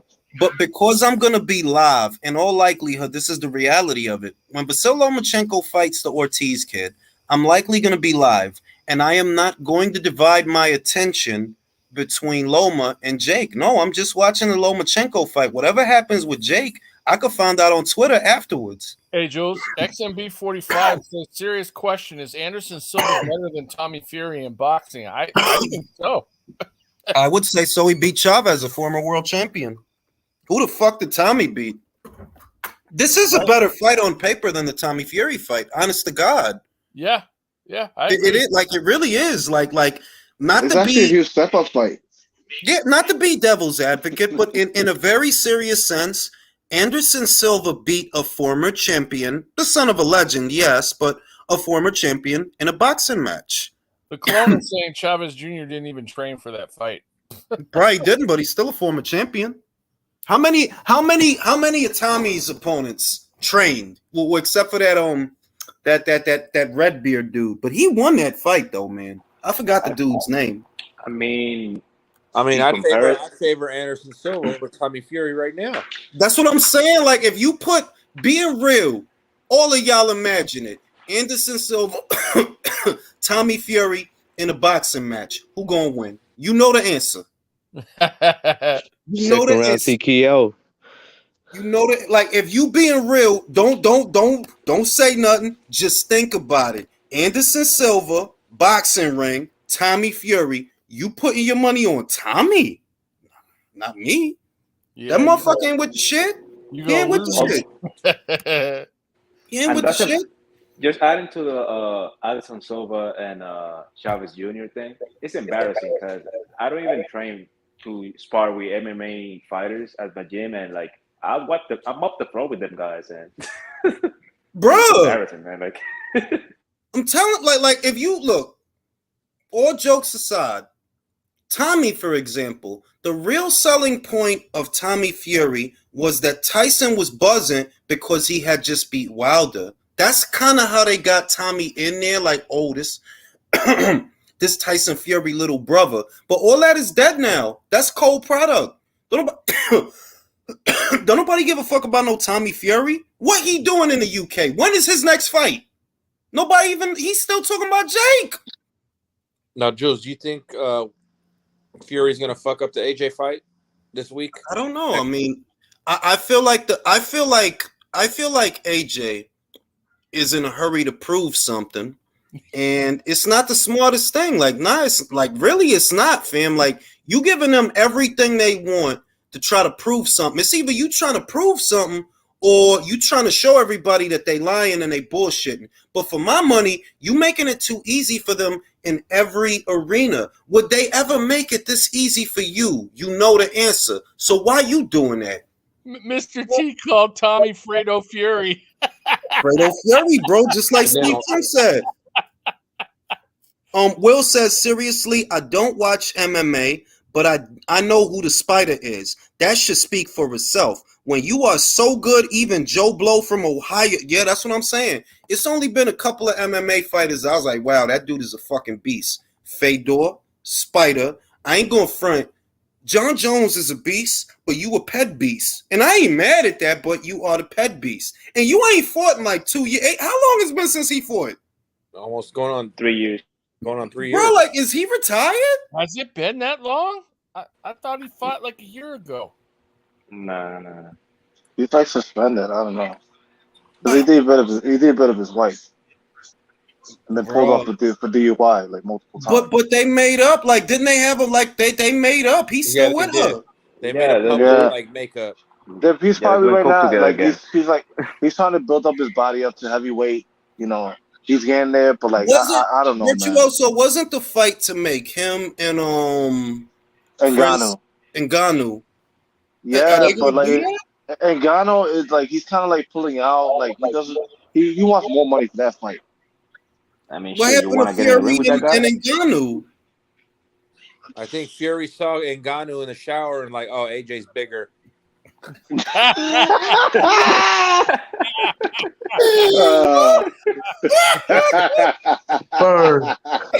but that's some Fury shit though, right? That's some shit Fury would do. Yeah, that fucking cokehead, man. Oh shit! And all of a sudden now they want to. Fury wants a rematch clause in that fight too. Now we really ain't getting undisputed. Oh shit, bro! I mean, shit, Tommy man, Fury is the Cheddar Bob of the family. Oh shit, bro! Bro, nothing against that guy, Jules, man. I got a serious question for you. Go ahead. Is there any fight out there that could get you out of the house live watching the card? Yeah, there's lots of fights out there that could do that, but I don't do it because of operational costs. Why do that? Why go? Right? To pay for the hotel, to pay for the ticket, when I get pure profit sitting at home. The experience. Now, I did it. Now, if I were to get sponsored, because what a lot of the big channels have going on is they have sponsors that foot the bill for the travel expenses. If I were to get a sponsor to do that, then I go to every fucking fight. But right now, what I'm getting is pure profit at no cost to me, pure profit. So until that changes, I'm staying the fuck home. And fellas, don't let him fool you. He's doing that too. The longer he waits to get sponsors, the longer he can say he's not media. And he loves saying he's not media. Because that gives me the impunity to say whatever the fuck I want without being held accountable. Like, bro, and more importantly, even if I were to get sponsored as a member of the press or a member of the media, I'm not going to change my MO because my perspective is the most valuable perspective. I am a consumer. I'm not fuck the media. I'm a consumer. It's my money you're trying to get at, and I'm telling you this is bullshit. That's what you need to listen to. Fuck the media. The consumers who you need to listen to. The people on this panel, the people that pay money to see boxing. That's the most valuable perspective in boxing because we have what you want. Money. And the only fighter he'll be biased for, he said, is Alicia. That's it. That's it. Other than that, fuck them all. I don't give a shit. Well, I ain't gonna say that. I got a lot of fighters that I like their backstory, and I'm a fan of them, and I'll support them. But just on some real shit, like when you become a member of the media, you are entrusted with certain responsibilities that hinder your honesty. And one of the things that I enjoy about all of this is I can be completely honest without worrying about anything. Whereas a member of the media, they can't say some of the shit that I say. No, they can't say. You can't fucking bitch. Yeah, they can't say none of that shit. No, you a member of the media. You're a journalist. You're a journo. I'm not a journo. I am a consumer. That's what I am. You like the fact not being compromised. Yeah. I'm a consumer. So when I tell you that, this fight is bullshit, this card is bullshit, that I'm entitled to say that. It's my money. I pay for this stuff. This is bullshit. All right? Fuck Teddy that shit. Teddy Atlas is a consumer trapped in a journalist's body. Pretty much. I mean, did I agree with what ESPN did? No, I didn't agree with that.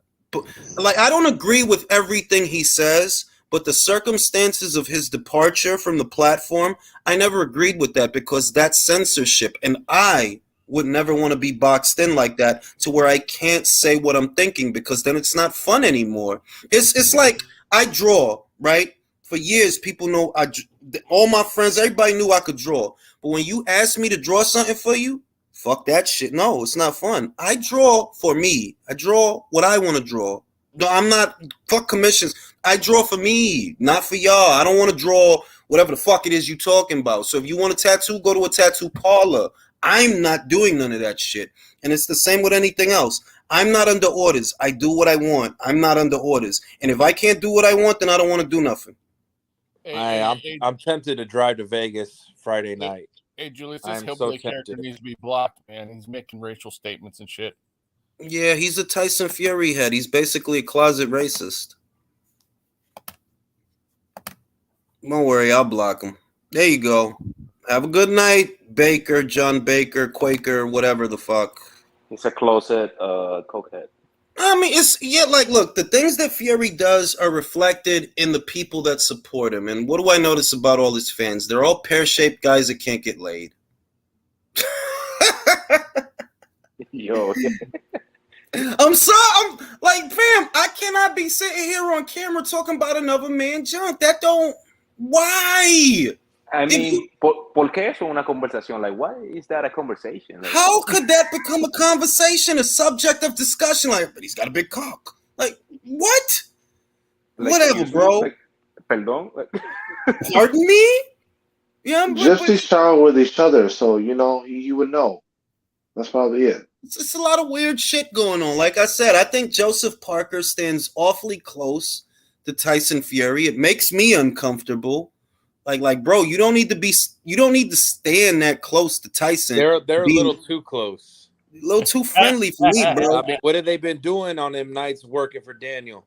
I don't know. They're both away from their wives. Listen, we not going to turn. Jules, you said don't go there, yo. No, we're not going to turn this into a conversation. Jules, you said Joseph Parker be leaving his wife. Joseph Parker like some South Park shit. For 3-4 months at a time. Listen, man, and he's with the Furies. We not. Drew, nobody wants to hear this, bro. Back. Nah, man, let's stay into boxing, man. Let's stay into boxing. So listen, you got the Ortiz kid, right? I'm gonna give him another look. The last time he was out there, he beat Jamel Herring on the rebound at 135. Who caught that fight? Did any of you guys see that fight? Yeah, I see it. I saw it. What do you think of Ortiz as a fighter for Vasyl Lomachenko's rebound fight? Good kid, solid kid. What's your overview of Jermaine Ortiz?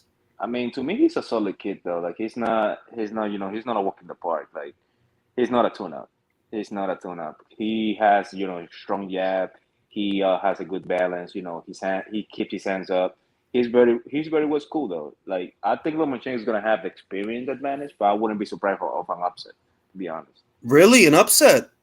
Es que el chamaquito, he's a natural 135 pounder. That's the first thing. He's young, he hits hard, and he has something to prove.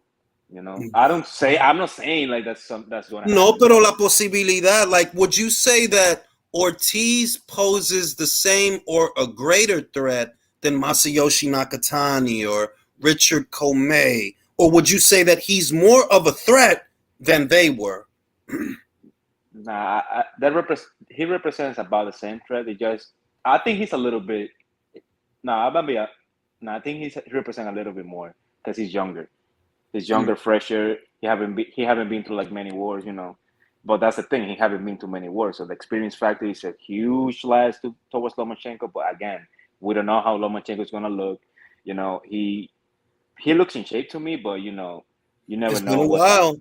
It's been yeah, a it's been a while. while. It's been a while, and you know, his style is something that you need to, you know, keep doing it, keep doing it, keep doing it, because his style is all about He pressure, has a young stamina, man and style. He has a young man, and he's not a exact, young man. exactly. And also, let's not forget though, uh, the fights he had at 135 so far, the only young guy he has fought Was was Delfim? Lopez, Delfim, and that's it. and also he's coming from he's a blown up featherweight, to be honest, you know, No, and no, es la verdad, es la verdad. Shout out to that's Hot Boxing Minute who says, I like Jermaine. He's got a chance to interview him. And I broke the news about the Herring fight before mainstream got it. Shout out to the Hot Boxing Minute. For those that are not subscribed, go ahead and subscribe. And he did beat Jamel Herring on the rebound. I don't read too much into that victory, nah. but Jamel, he does have decent size, right? Decent size. He is a southpaw. He is a jabber, and Ortiz beat him comprehensively. So because he fought a southpaw in his last fight, well, that's at least good experience for another southpaw. Granted that Jamel and Lomachenko are very different fighters, but at least you had some experience with a southpaw going into another fight with another southpaw and another former champion. So you know, Man, he's a it's big kid, man. He's almost as big or as big as Rolly. You know, he's just big. He's a big kid, man. Like, would they put Lomachenko in harm's way given what's on the line here? Because you don't No, want to fuck up the potential super fight. I no, mean, they listen, wouldn't. man. But listen, man. He's a guy that, you know, he doesn't have much time in the sport, so he wants to. If he's gonna go out with a bang. That's Lomachenko, and also like he has to fight this kid because I think this kid first is ranked, and also, uh, you know, he has to make a statement in a comeback fight with a young, fresher fighter before he goes to, like, let's say a Devin Haney fight or some shit like that. Because that would be like the prototype of that fight, you know. That's the No, thing. yeah, They're yeah. I building up mean, to it, that it, fight. it makes sense. If you can't make it past an Ortiz, then you know it's self-explanatory.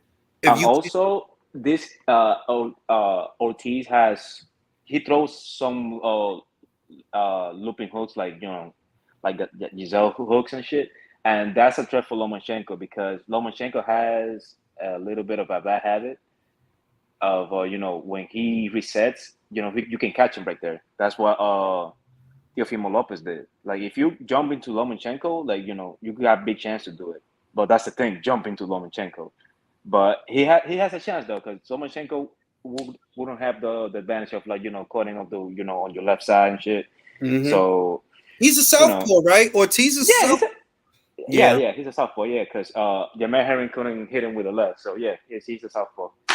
it's gonna be interesting. It's gonna be interesting. Hell I yeah. really, no. Look, it's a good fight. Like I think it's a good fight, but I really want Lomachenko versus Haney. And if they put it on pay per view, I will buy that shit, bro. Yeah, yeah. I I got want about that fight. man. I want that fight, bro. But the thing is, like, Haney, man, I don't think he's gonna be able to do 135 like anymore. That or Manín, él está He's too big. mencionando, mira, He's getting big.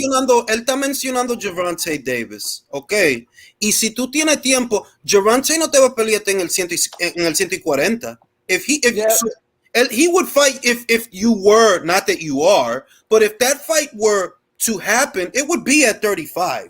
So if you got time to be talking about Gervonta, you got time for a Lomachenko. Mira, Devin Haney también me quilla a veces because he talks about fights like he knows in his heart he's not going to happen.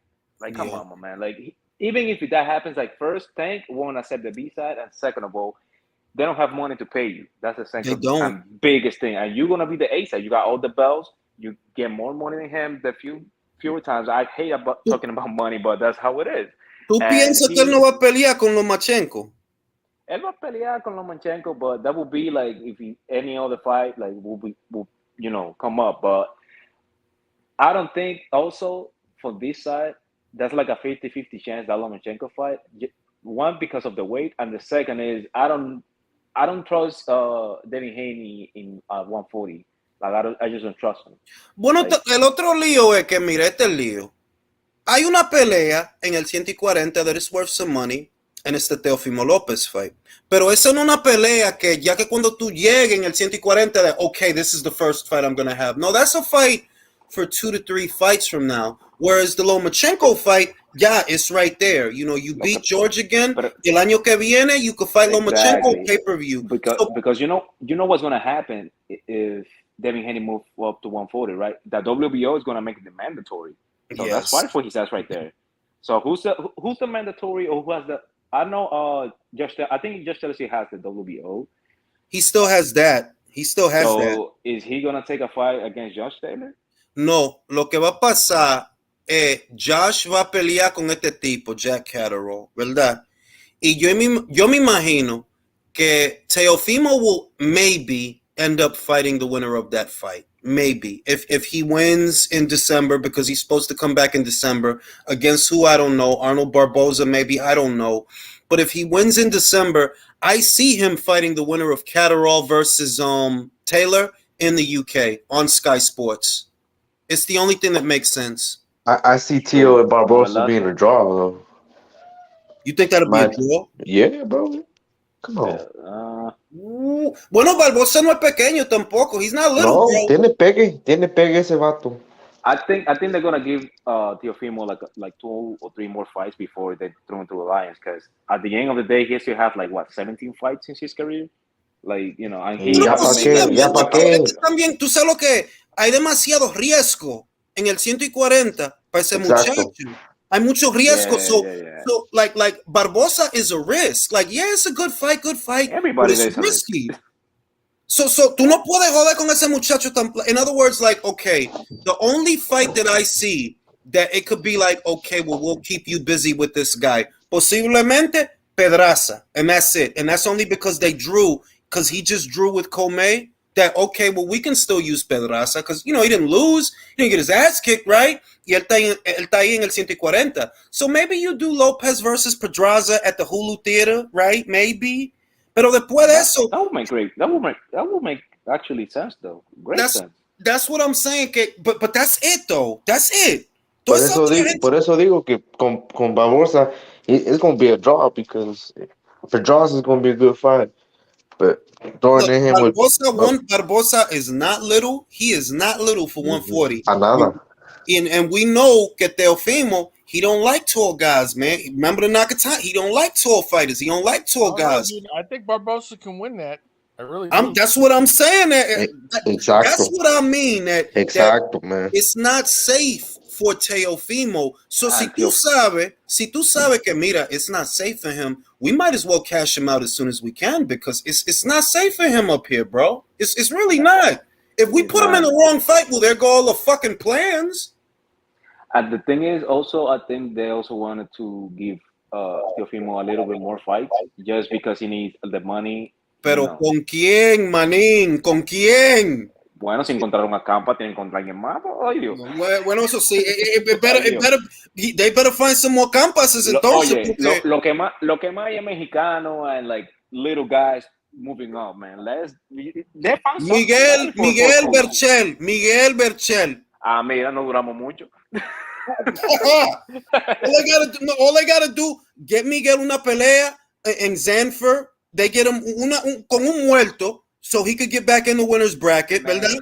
Then you bring him back over, Teofimo Lopez, Miguel Berchel en el 140, because the other thing is that's probably a better weight for Miguel anyway, because Miguel was killing himself to get down to 30 and 35. That kid is not like, he's not little, you know what I mean? He's not tall, but he's not little. Young. He's not little young. Pero eso sí, que para mí, there's too many risks at 140 for Teofimo. So if you know that there are good fights, that are big fights, that you could put him in, you might want to put him in those fights sooner than later because somebody gonna fuck around and they gonna beat him. Yo lo pusiera against the guy Pro Grey fought, the Hernandez guy. Yeah. I would have put against him. O Ramirez. O el ruso También. Ivory Catch as like the last fight, like as the proof or something, and then put him with the Lions. Because the thing is, he barely made 140, like 138, and also he came back from an injury, his left hand. So, look, there's like cash fights, right? That are good fights that will do good business and good ratings. One, Pedraza in the Hulu Theater, Jose Ramirez on the West Coast, but all of those fights are still smaller than fighting the winner of Taylor versus Catterall too, because that's not just a good fight; it's a title fight.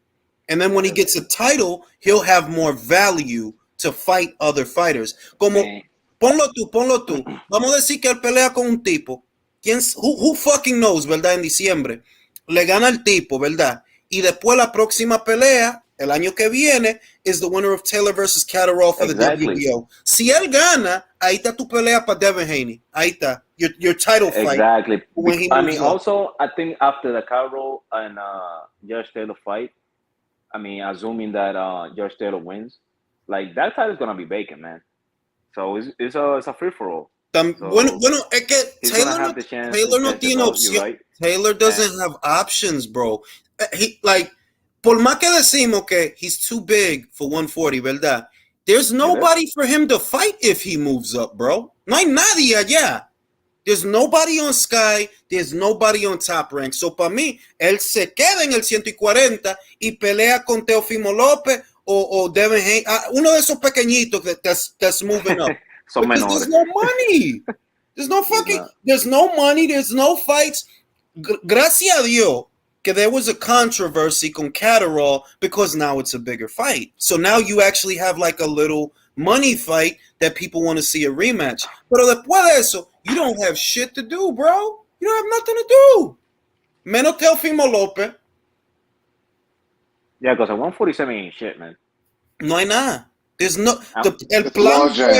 El plan fue, yo me voy a moverme para el 147 para Terence Crawford. Bueno, Terence se fue, manín. So, ¿qué tú vas a hacer? He's gone, bro. What are you going to do? Es lo que se va a matar con Terence Crawford because, yo. He don't win that fight. Like, we know he don't win that fight. Danny says, man. Se va a morir. Teddy Atlas said AJ is overrated. Yeah, I'm going to do, don't worry about that. I'm going to do a thing on that because Teddy, you wilding, fam. Like you wilding. And like I said, can't remember Teddy said that Michael Spinks was gonna knock out Mike Tyson, and come on. Exactly.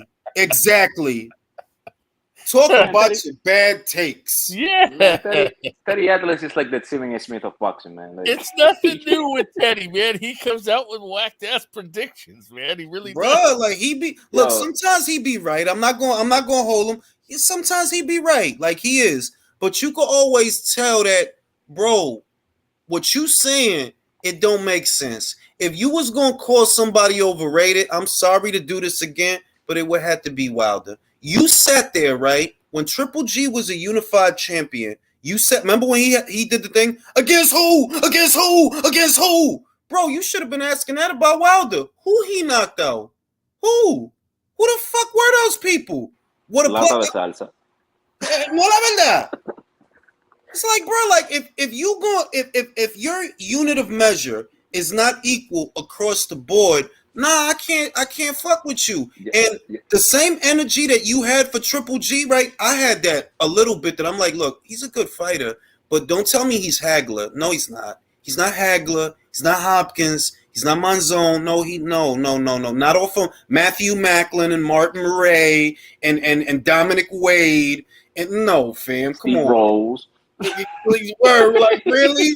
Like, really? You know what I mean? And then y'all did the shit where his WBA baby belt, y'all tried to hoodwink everybody. Y'all tried to tell people, yeah, he broke Hopkins' record. No, he didn't. 5 of them defenses was a baby belt. We know baby belts don't count, all right? So, no, he did not break Hopkins' record. And that's why nobody says that shit anymore. Nobody brings that shit up because you didn't break no fucking record, bro. That was a baby belt. Get it right. So if you're gonna do that to Triple G, which he did, and I understood, you should have been doing that to Wilder. But because you think he's special and all this bullshit, I'm like, tú sabes lo, yo, I always think Daddy Atlas is like the Stephen Smith of boxing, man. He just get over hype and screams on the screen and shit. yeah, like his niche is being an old head from New York. That's his niche. That like he like that old school old head, Like tough Stephen as Smith. nails, look like a Dick Tracy character. Cause he do look like a Dick Tracy character. Country, I know you know who Dick Tracy is. Yes, I do. You know, I think George Foreman nailed it when he told Teddy to go make him a sandwich. And during that, when he was going to fight more, Teddy was yelling at him, and he's like, you know, be quiet and go make me a sandwich. You know what I'm saying? Like Teddy be wild and like I'm like, and I don't hate Teddy. I'm just saying that no, They go no, over sometimes. yeah, like it's like Paulie Malignaggi. Paulie knows his shit. He's one of the best analysts in the game. like Paulie. But even he has his moments. He picked George to beat Devin. He did. He picked George to beat Devin. He should have known I mean, better the thing than is, that one. he can stand Devin Haney, though. Like, he can stand Devin Haney. I don't know why he got something against Devin. Him and Devin got a lot in common.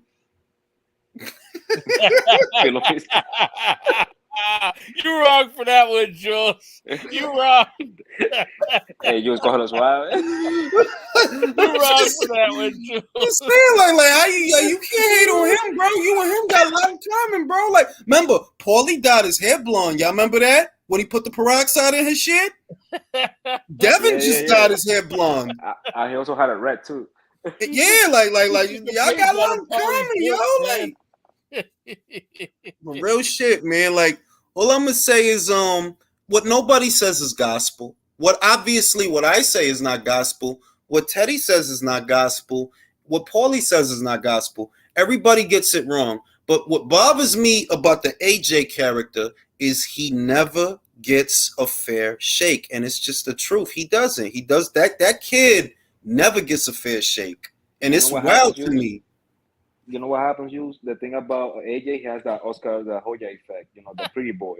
Like, even if he loses, he's still more popular than you, bro. Like, yeah. Si un feo pierde una pelea, nobody cares. Si yo pierdo, nadie le importa. Like, nadie le importa. Hey, Jules, Top Boxing Minute says the Pillow Fist Committee.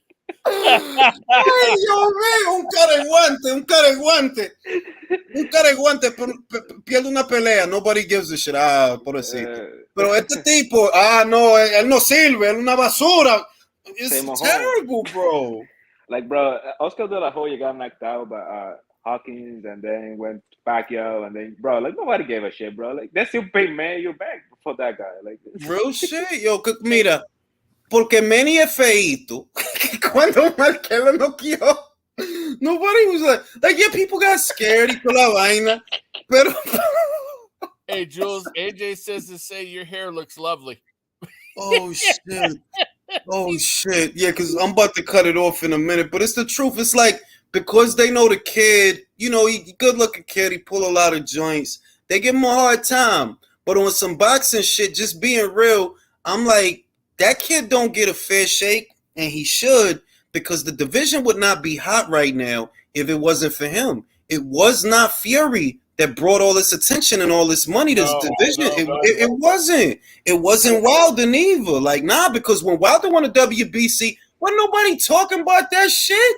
You beat fam, like a fucking cruiserweight is controlling your division. Fucking cruiserweight, bro. Like, and as much as Fury did, because I've maintained that Fury was the catalyst that changed the landscape, but you didn't bring the money because you weren't there. You retired for 2.5 years. And while you were retired for 2.5 years and the landscape changed, you know who brought the money and the fun and the excitement and the attention? It was the AJ kid.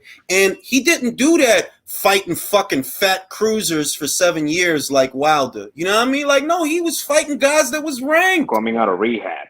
coming out of like that is crazy to me that and I'm gonna do a segment on it tomorrow. I'm gonna get back on my shit because Wilder tried to talk shit, and I'm like, my God, yo, when y'all both went to the Olympics, you came back with the bronze. He came back with the gold.